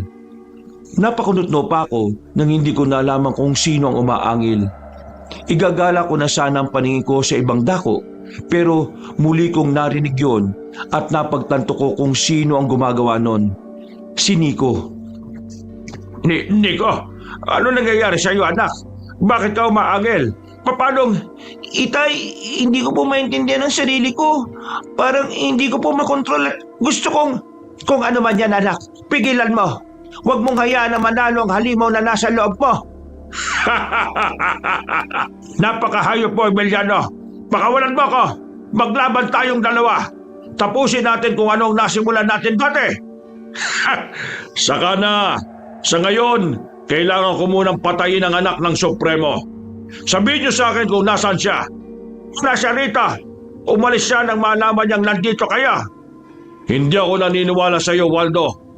Ngayon, bata, bilang pinuno mo, inuutosan kitang hanapin mo ang anak ng Supremo at patayin para sa akin. Nico, huwag mong pakikinggan ang aswang na ito. Hindi ka isang aswang. Tandaan mo, hindi ka katulad nila. Huwag mong sundin ang utos niya. Iginala ni Nico ang paningin niya. Lumakas na rin ang kabog ng dibdib ko. Dahil alam kong nagiging katulad ko na rin siya. Agad na pumasok sa isip ko na baka yun ang epekto ng pagiging daan niya para lasunin ako. Dahil doon, inihanda ko ang sarili ko sa kung anumang gagawin niya. Subalit nang mapalingon siya kay Pinunong Emiliano, muli siyang napaangil. Ilang beses pa siyang inutusan ng aswang, ngunit sa halip na sundin ang utos nito, siya pa mismong inatake ni Nico. Nagpumigla si nanay at tatay sa mga aswang pero nagawa silang pigilan ng mga yon. Hayop kang bata ka! Kalaban ka sa akin? Ano akala mo? Matatalo mo ako ng basta-basta? Hindi ako papayag na batiin niyo si Kuya Yago. Ipagtatanggol ko siya. Isa kang hangal, bata! Dinadala mo lang ang sarili mo sa hukay! Sige, saktan mo ang anak ko! Titiyakin ko sa iyong mas mauuna kang mamatay kaysa sa mga kasama mo! Magiging walang silbi ang pinaghirapan pa! At bakit? Anong gagawin mo? Papatayin mo ako? Hindi mo nga nagawa nung una, hindi ba? Ngayon pa kaya? Dahil sa ginawa ni Nico, mas naging agresibo si Pinunong Emiliano. Nang mapansin kong medyo alanganin na ang nakababata kong kapatid, lumabas na ako sa pinagtataguan ko at agad na umatake sa kanya. Napasigaw pa ako nang biglang ibinalibag ng Pinunong Aswang ang kapatid ko. Pagkalapit ko kay Pinunong Emiliano, kasi pagpambuno kagad ako sa kanya. Kung ganon, ikaw palang anak-anakan ni Waldo. Ikaw ang anak ng Supremo namin na itinakas ni Anak Leto. Nagkita na rin tayo sa wakas. At ikaw palang Emiliano na tinutukoy nilang traidor. Kahit na anong gawin mo, hindi ka magiging supremo ng mga aswang. At bakit? Pipigilan mo ako? Anak ka lang ng Supremo, pero hindi ka magiging katulad niya. Oo, nire-respeto ka ng ibang aswang, pero hindi lahat. Wala akong pakialam sa inyo. Hindi ako magiging katulad nyo. Kahit na ikaw pa ang maging supremo, wala akong pakialam. Lubayan na ninyo kami. Mangyayari lang yan kapag patay ka na. Ang presensya mo ang pumipigil sa akin para maging Supremo. Pwes, gawin mo kung anong gusto mo. Pero poprotektahan ko ang mga magulang at kapatid ko. Umangil si Pinunong Emiliano at mas naging agresibo. Naglaban kaming dalawa ng mano-mano at nagawa kong sabayan ang kada galaw niya. Nasa ganoong kalagayan kaming dalawa nang marinig ko ang pagsigaw ni nanay at tatay.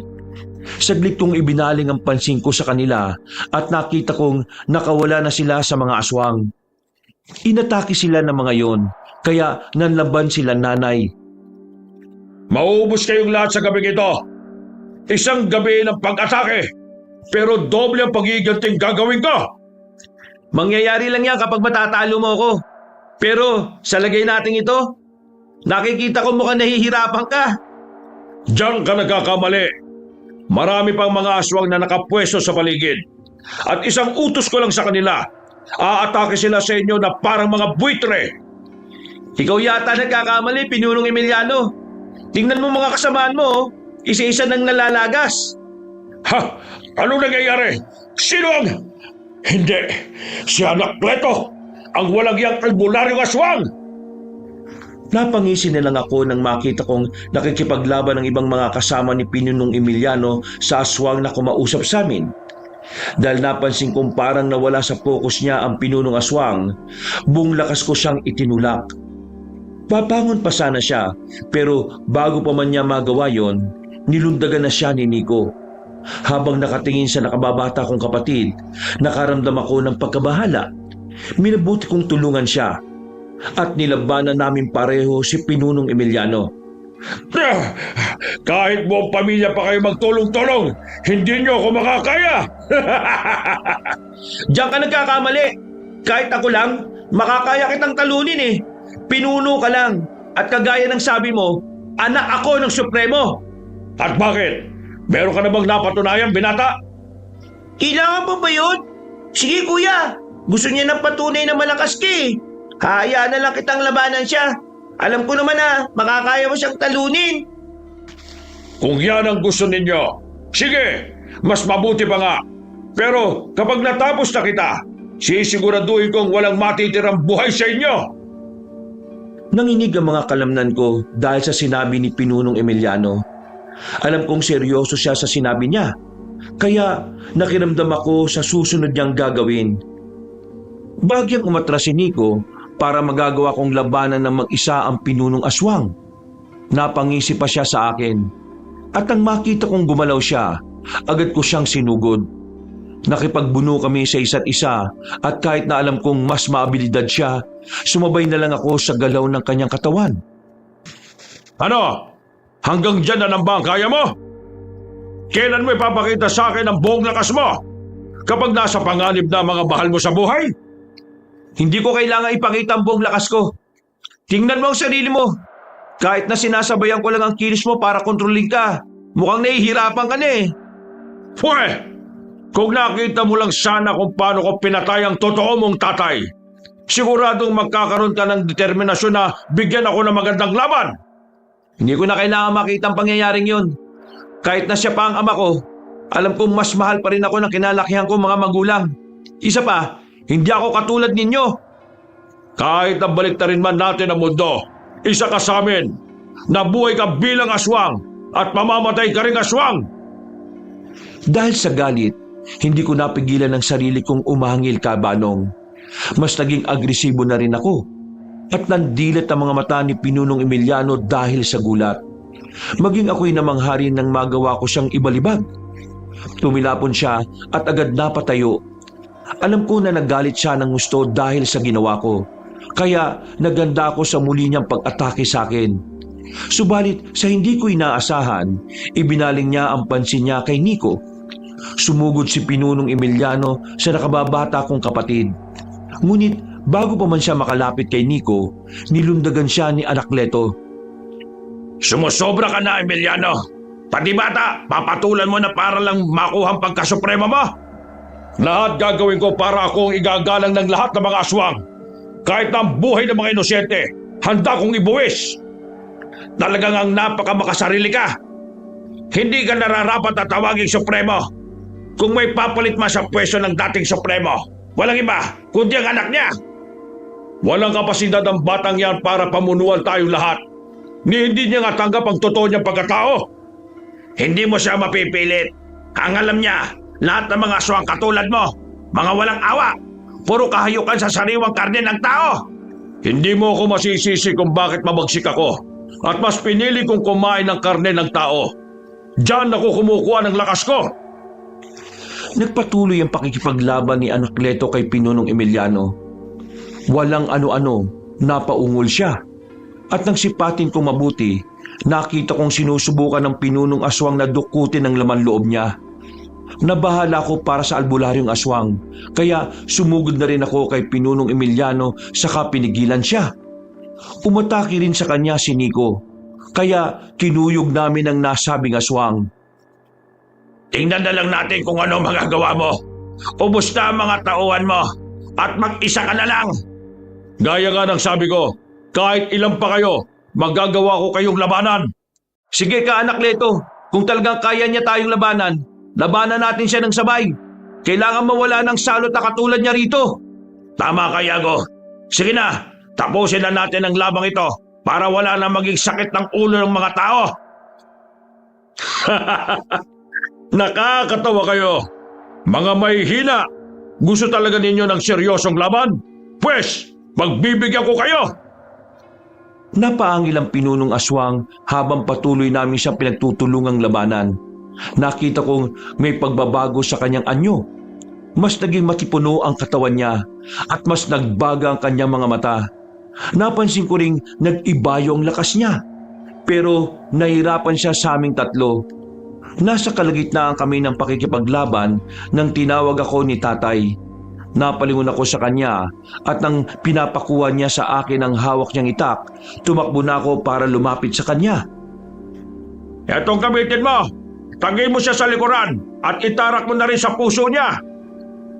Gamit pa ito ng lolo mo at sigurado ko na ito ang magiging katapusan ng aswang na yan. Sige po, Tay. Maraming salamat po. Gagamitin ko ito para mawala ng salot dito sa lugar natin. Sige na, mukhang kailangan ka na ni na Anakleto. Baka makawala pa yung demonyong kalaban nila. Mag-iingat kayo! Sige po, Tay. Noon din, tumakbo ko pabalik sa kanila. Nang makita nila akong may hawak na itak, agad silang napatras para bigyan daan ako sa pagtaga kay Pinunong Emiliano. Saktong pagkalapit ko sa kanila, agad ko silang inundayan ng pagtaga. Subalit dahil maliksi siya, nagawa niyang ilaga ng halos lahat ng pag-atake ko. Ganun pa man, may mga sugat din siyang natamo dahil sa pagdaplis ng itak ko sa kanya. Konting bilis pa, binata. Pero alam kong hindi mo naman ako mapupuruhan eh. Puro ka dada, Emiliano. Sa bagay, simula pa lang nung unang-una kang naging pinuno, puro ka lang naman utos eh. Umaasa ka lang din sa mga alagad mo. Ngayong wala ka ng kakampi, sigurado na kamatayan mo. Kung makapagsalita ka, akala mo kung sino ka matapang ah. Hindi ba tinakasan mo rin ang pagiging pinuno mo? Dahil mas gusto mo ng malinis na konsensya? Yan ang rason kung bakit ka nag-albularyo. Habang na kay Anakleto ang atensyon ni Pinunong Emiliano, humakbang ako patungo sa gilid niya. Bumwelo ko at buong lakas na tinaga sa bandang likuran ang pinuno ng mga aswang. Napaungol siya at nang akmang susugurin na sana niya ako, sinunggaban siya ni Anakleto, saka sinigurong hindi siya makakapiglas. Sige na, Iago. Itarak mo na ang matulis na dulo niyang itok mo sa dibdib ng aswang na ito. Isentro mo sa puso niya para matuluyan na siya.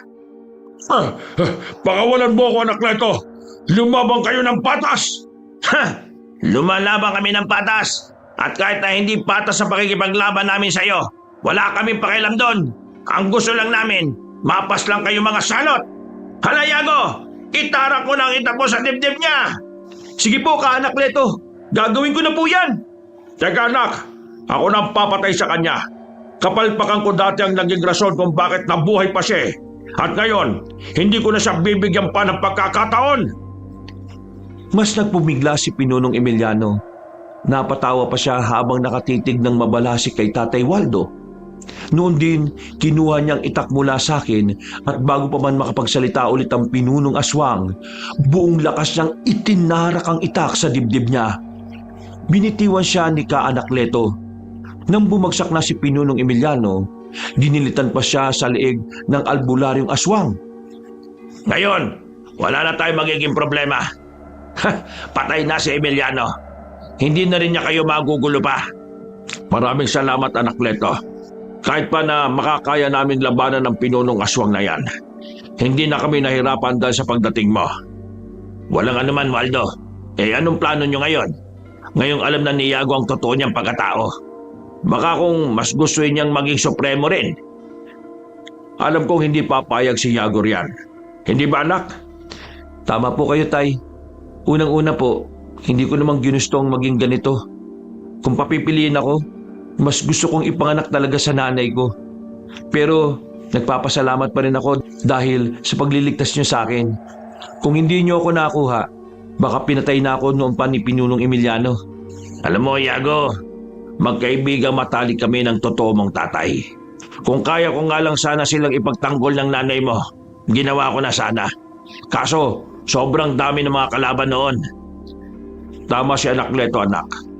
Sumabay pa kasi sa pagsugod namin sa kuta ng Supremo ang pagre-rebelde ni na Emiliano noon. Pero ngayon, kampante na tayo.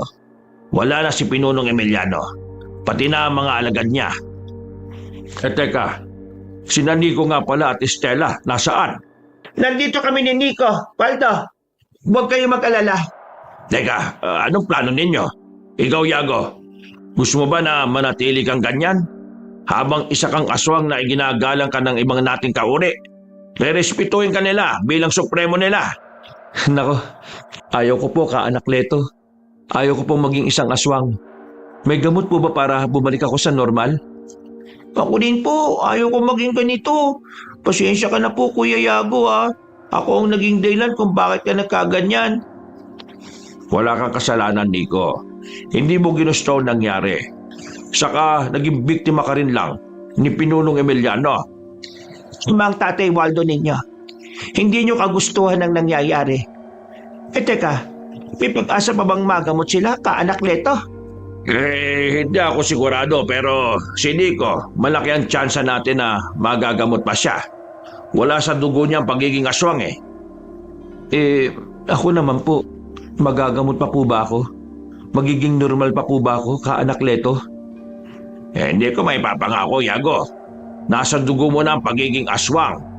Kapag pipilitin natin kunin niyang sumpa sa dugo mo, baka buhay mo ang maging kapalit niyan.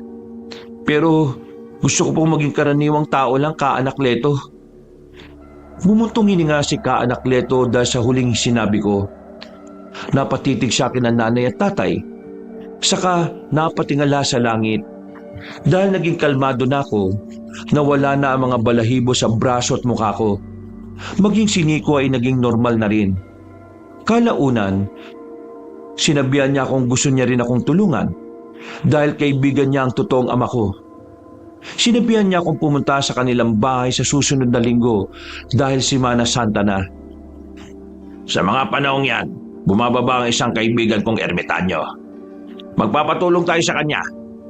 Mas malalim ang aral niya kaysa sa akin at malakas ang paniniwala kong makukuha natin ang sumpa sa pagkatao mo. Kailangan ko pa bang samahan si Yago? Baka kasi kung anong mangyari sa kanya eh. Huwag ka mag-alala, Waldo. May tiwala ako sa ermitanyong yon. Alam ko na mabait siya. Makakatulong siya kay Yago. Ako na ang bahalang gumamot sa bunsong anak mo. Aasahan ko yan ha. Alam mo naman kung ano ang kaya kong gawin. Oo na. At alam mo rin naman simula pa lang, kakampinan ninyo ako. Hindi ako nagtatraidor sa mga itinuturing kong kaibigan. Maraming salamat. Teka, mas mabuti siguro kung pumasok na muna tayo sa bahay. Doon natin ipagpatuloy ang kwentuhan. Wag na. Malalim na rin ang gabi. Magpahinga na lang muna kayo at uuwi na ako. Basta kung kailangan nyo ang tulong ko, puntahan nyo lang ako sa kabilang baryo. Madali lang naman ninyong mahahanap ang bahay ko kasi nag-iisa lang yon at nakatirig sa bukana ng gubat. Sige, Anos Cleto. Maraming salamat sa iyo ha. Magpapagmut po ako sa inyo. Kami po pala ni Kuya Yago. Oo bata, pangako. Gagawa natin ang paraan ng sumpa ng pagiging aswang ninyo. Teka, ang mga bangkay pala ng aswang, kailangan mailigpit natin yan na maayos. May alam akong pwedeng pagtapunan yan sa isang patay na balon dito. Sunugin na lang din natin yan para hindi na kakalat ang apoy niyan kapag naagnas na. Sige, siguraduhin lang natin na walang ganong usok para hindi makabulabog sa ibang taga dito. Tutulong na lang po ako sa inyo para mas mabilis mong matapos ang pagliligpit sa mga bangkay nila. Mas mabuti pa nga anak, tara na. Nulungan ko sina tatay at nang magawa na naming ihulog sa patay na balon ang mga bangkay, kumuha si tatay ng langis saka ibinuhos doon. Sinunog niya ang mga katawan ng aswang. At nang medyo natupok, tinambakan namin yon ng lupa. Kalaunan, nagpaalam na sa amin si Kaanak Leto. Sinigurado namin ni tatay na hindi sisingaw ang mga nakalibing doon bago kami umuwi sa bahay. Pagkapasok namin, Hindi ko inaasahan na ganito ang mangyayari. Parang kailan lang tahimik tayong namumuhay dito. Oo nga eh, pero ang mahalaga ngayon, wala na si Pinunong Emiliano. Dati pa, malakas ang kutob kong masusundan niya tayo. Maswerte lang talaga tayo at hindi tayo pinabayaan ni Yago. Oo nga eh. Kaya maraming salamat sa inyo mga anak. Kahit na munti ka na kayong mapahamak, hindi pa rin kayo sumuko at tinalo nyo pa rin ang mga aswang na yon. Ngayong alam mo na ang pagkatao mo, Yago. Anong plano mo ngayon? Aalis ka ba para puntahan ng iba mong kauri? Hindi po tay. Gusto ko nga pong gumaling, hindi po ba? Basta gusto ko manatili sa piling ninyo ni nanay. Sa pag-aalbularyo, anong plano mo? Pagpapatuloy ko po yan. Nasimulan ko na eh. Subukan ko na ring humingi ng tulong kay Kaanak Leto. Alam ko naman po na hindi niya ako matatanggihan eh. Sana po gumaling na kami ni Kuya. Para naman po bumalik na sa normal ang buhay namin. Huwag ka mag-alala, Nico. Gagaling tayong dalawa. Tibayan mo lang ang loob mo at magtiwala tayo kay Kaanakleto. Dahil sa matinding pagod na naramdaman namin, 2 araw kaming nagpahinga. Mabuti na nga lang at wala na mga nilalang na umatake sa amin. Makalipas ang ilang araw, nagpasya kaming pumunta kay Kaanakleto. Pagdating namin doon, walang tao sa kanyang bahay. Bunsod nun, minabuti naming 4 na maghintay na lang muna. Dahil sa kagustuhan namin makapagpagamot, hinintay namin siya hanggang sa tuluyan ng dumilim ang paligid. Nasaan na kaya si Kaanakleto? Talaga bang ito ang bahay niya? Baka naman niloloko lang tayo nun ah. Ito ang lugar na inilarawan niya sa atin eh. At sigurado ito na yon. Mukha namang desidido siyang tulungan niya si Yago. Sige lang, maghintay na muna tayo ng konti pa. Baka may pinuntahan lang yon. Oo nga po, kung albularyo siya, marami siyang obligasyon. Baka pumunta lang siya sa kabilang baryo para manggamot. Albularyo ka rin naman, Yago ah. Baguhan pa nga lang. Mas madaragdagan pa ang kaalaman ng anak natin. Mahaba pang magiging buhay niya. At alam kong marami rin siyang matutulungan. Oo nga po, at kapag lumaki na ako magiging alalay ni Kuya Yago. Maganda na isip mo, Nico. Para naman kahit papano, hindi na ako mahirapan. Nasa kalagitnaan kami ng aming pagkukwentuhan na makarinig kami ng kaluskos sa paligid. Kinutuban na ako ng hindi maganda, kaya sinabi ko yung kinatatay. Nabahala rin si nanay dahil baka raw napasok kami sa pain na inihanda ni Kaanakleto para mahuli kaming lahat. Walang ano-ano, nakarinig kami ng pag-ungol sa bandang likuran ng bahay ng albularyong aswang. Sandali, titingnan ko muna sa likod bahay. Baka si Anakleto na yon. Samahan ko na po kayo, tay. Huwag. Baka nagkukunwari lang yan. Tapos, isa pala siyang kalaban. Kailangan muna nating masiguro na si Kaanakleto talaga yan. O sige, ganito. Mamatyagan muna namin ang gumagawa ng ingay na yan. Tara na, Yago. Sige po, tay. Ihahanda ko na lang po ang ita ko. Para kung sakaling kalaban yan pwede nating atakihin kagad. Mag-iingat kayong dalawa ha.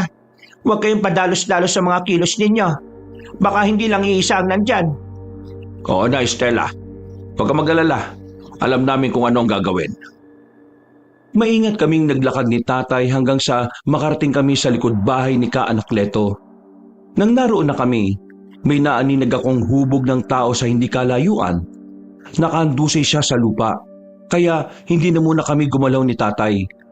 Minatyagan namin yon hanggang sa mapagtanto namin na si Kaanakleto nga ang nakahandusay na yon. Mabilis namin siyang nilapitan ni Tatay Waldo at nabahala kami nang makita siyang puno ng sugat ang buo niyang katawan at naliligo sa dugo. Inalalayan namin siya at minabuting dalhin sa loob ng kanyang bahay. Anakleto, ano nangyari? Bakit puro sugat ka at naliligo ka sa sarili mong dugo? May nakalaban kong aswang. Katulad ni Emiliano, gusto rin niyang patayin ang anak ng supremo ng mga aswang.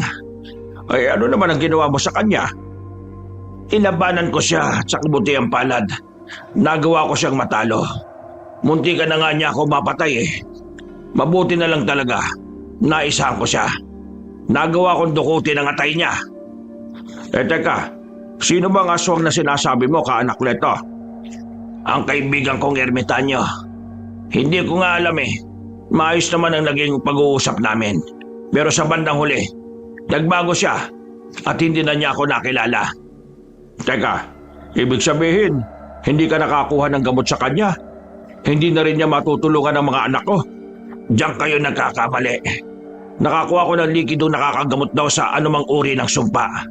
Ito ang gagamitin natin para mapagaling sila. Hindi po kaya yan din ang rason kung bakit lumabas yung pagiging aswang niya? Baka po kung may epekto sa kanya yung paghingi niya ng likidong yan sa kanya. Hindi ko alam, pero hindi na importante yon. Ang mahalaga, magagawa ko kayong gamutin. Kapag gumaling na kayo, magiging normal na ulit ang buhay ninyo. Pwede naman pong inumin yung likido? Hati na lang po tayong 3, Kaanakleto. Wag na, hindi ko na kailangan yan. Kahit na isa akong albularyo, magagamit ko pa rin ang pagiging aswang ko. May mga laban kasing hindi lang espiritual ang tagisan. Kailangan din maging mas malakas ka at maniksi para masiguro ang panalo. Tama si Anakleto, anak. Hindi lahat ng panggagamot ay espiritual ang nagiging labanan. Minsan, hindi rin maiwasan ng pisikalan. Tinawag ko na si Nanay at Nico. Nang makita ni Nanay Estela ang sugat ni Anakleto, nagpresenta siyang gamutin yun. Subalit sa halip na pumayag, sinabi ng albularyong aswang na siya na lang ang gagamot sa sarili niya.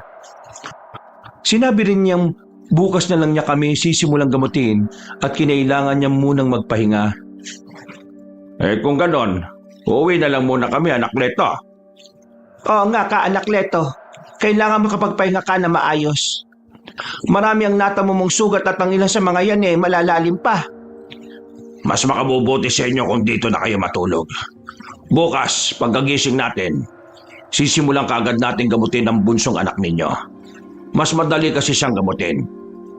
Sigurado ka ba, Anakleto? Oo naman. Sige na. Kayo na lang ang kumuha ng banig sa kanong mga unan. Medyo hirap pa akong gumalaw eh. Ako na lang po ang kukuha, Anakleto. Mas mabuti pa nga, Iago. Sige na. At na makapagpahinga na tayo. Nang makakuha na ako ng banig, inilatag ko yon sa sahig. Nagkanya-kanya na kaming pwesto noon hanggang sa makatulog kami. Kinabukasan, maaga akong nagising. At namangha nang makitang halos naghilom na ang lahat ng sugat ni Anakleto. Hindi ko na siya nagawang tanungin dahil alam kong hindi naman niya ako sasagutin. Nang magising si Nico, agad siyang ginamot ng albularyo. Sa kabutihang palad, makalipas lang ang ilang minuto, may kung anong malapot na bagay siyang nailuwa. Ngayon, wala na ang sumpa ng pagiging aswang sa'yo. Mabuti na lang at nagawa nating mailabas yun kaagad. Kung hindi, baka naging ibon pa yan sa loob mo. At kukontrolin ka niya katulad ng mga nayanggaw na aswang. Ibig sabihin po, magaling na talaga ako? Oo, magaling ka na. Maraming salamat, Anakleto.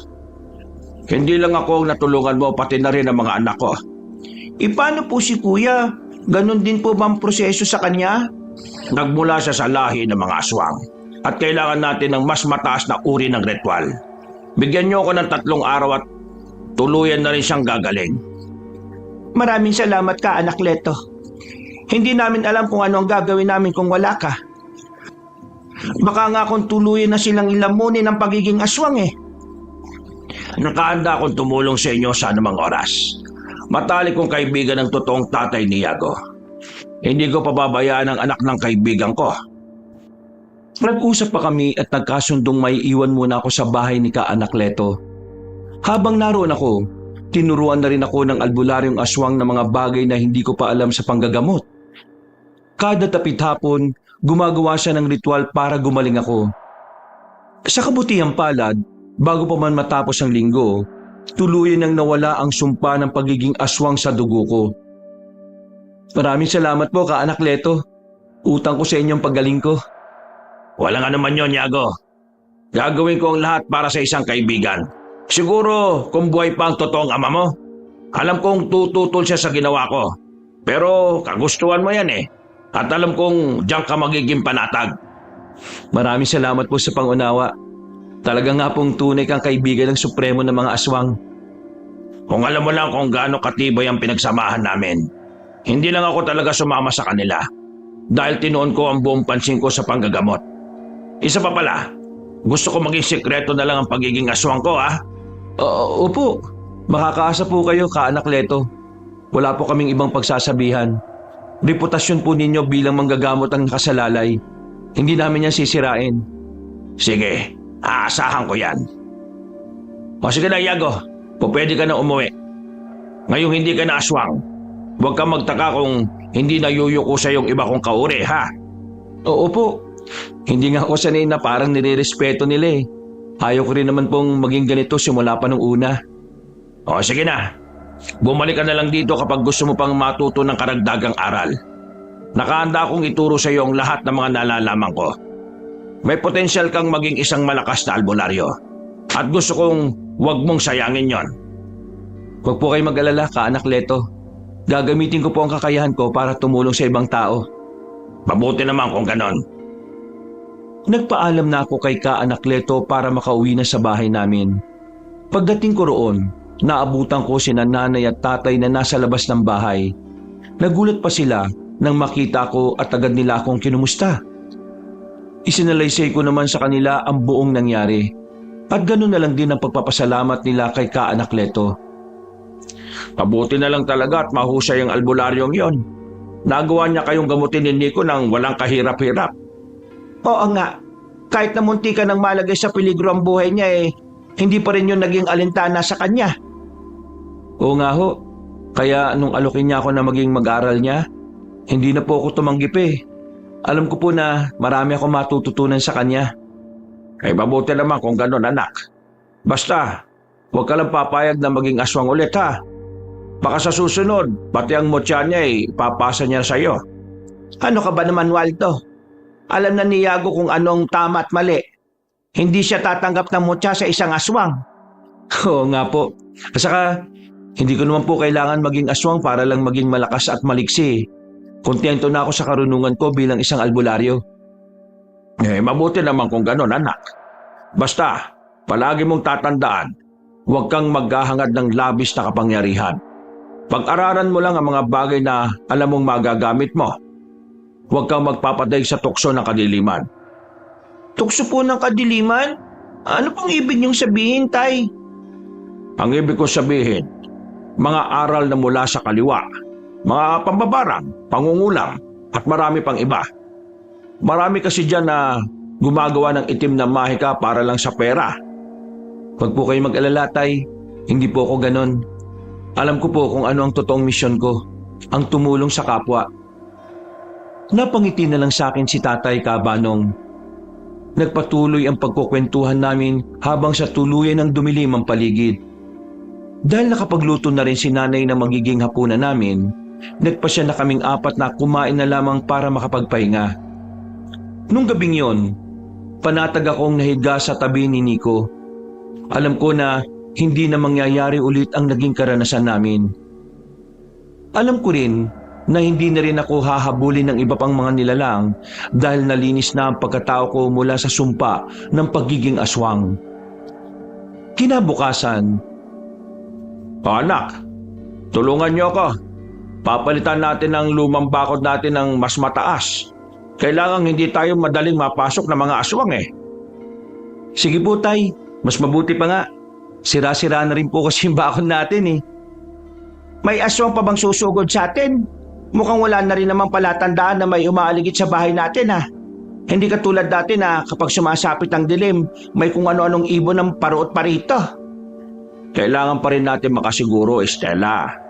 Traidor kung gumalaw ang mga aswang at may kakayahan silang mas higit kaysa sa mga tao. Kailangan natin silang mapagandaan. Kung nga po, Nay, saka ayaw ko na pong mangyari ulit sa akin yun. Pati pa nga po si Kuya napahamak ng dahil sa pagdukot sa akin. Kaya kailangan maging handa tayo sa lahat ng oras. Halos 2 araw rin namin ginawa ang paglalagay ng bakod sa paligid ng bahay.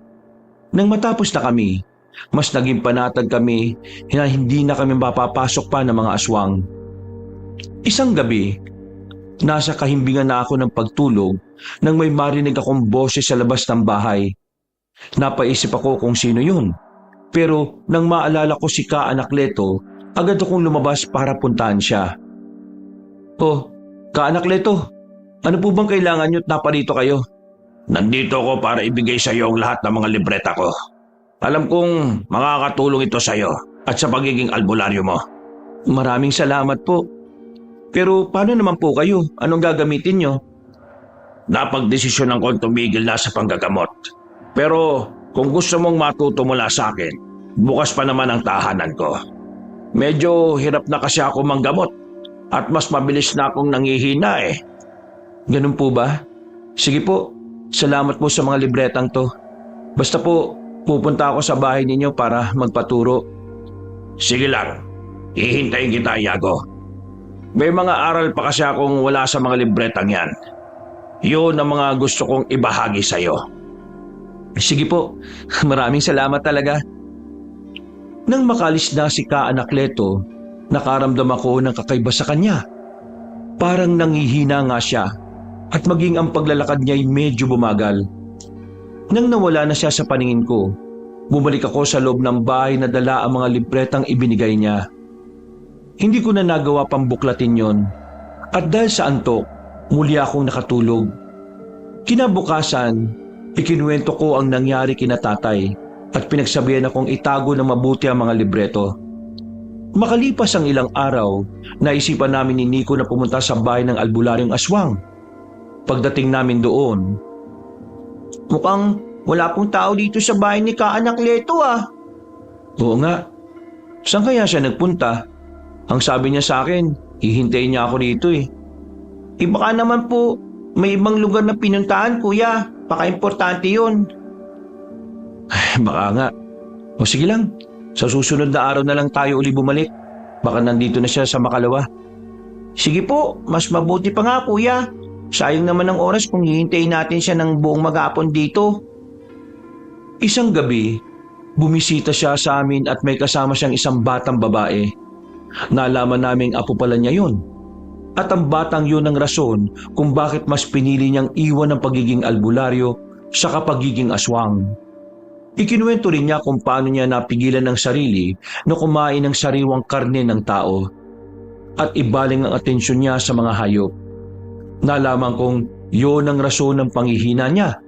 Pero hindi naman daw niya pinagsisihan yun na pinili niya ang pamilya kaysa sa pagiging aswang niya.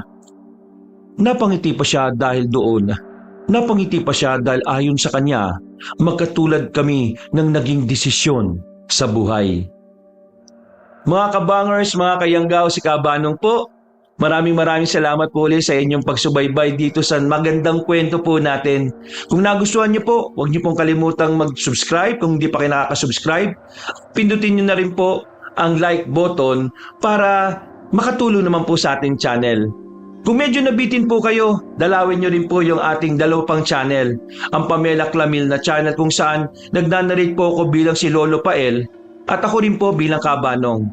At ang bagong-bagong channel rin natin na Kabanong version 2.0 kung saan meron pong moving images na doon. Kaya meron na po kayo napapanood doon habang pinakikinggan nyo pa rin ang magandang narration natin na meron na pong music and effects. O di ba mas pinaganda? Yun po'y para sa inyo mga kabangers. Kaya sana po'y huwag niyo pong kalimutan na mag-subscribe sa channel na yon para makasama kayo sa first 100,000 subscribers ng channel na yon. Hanggang sa susunod na kwento, wakas!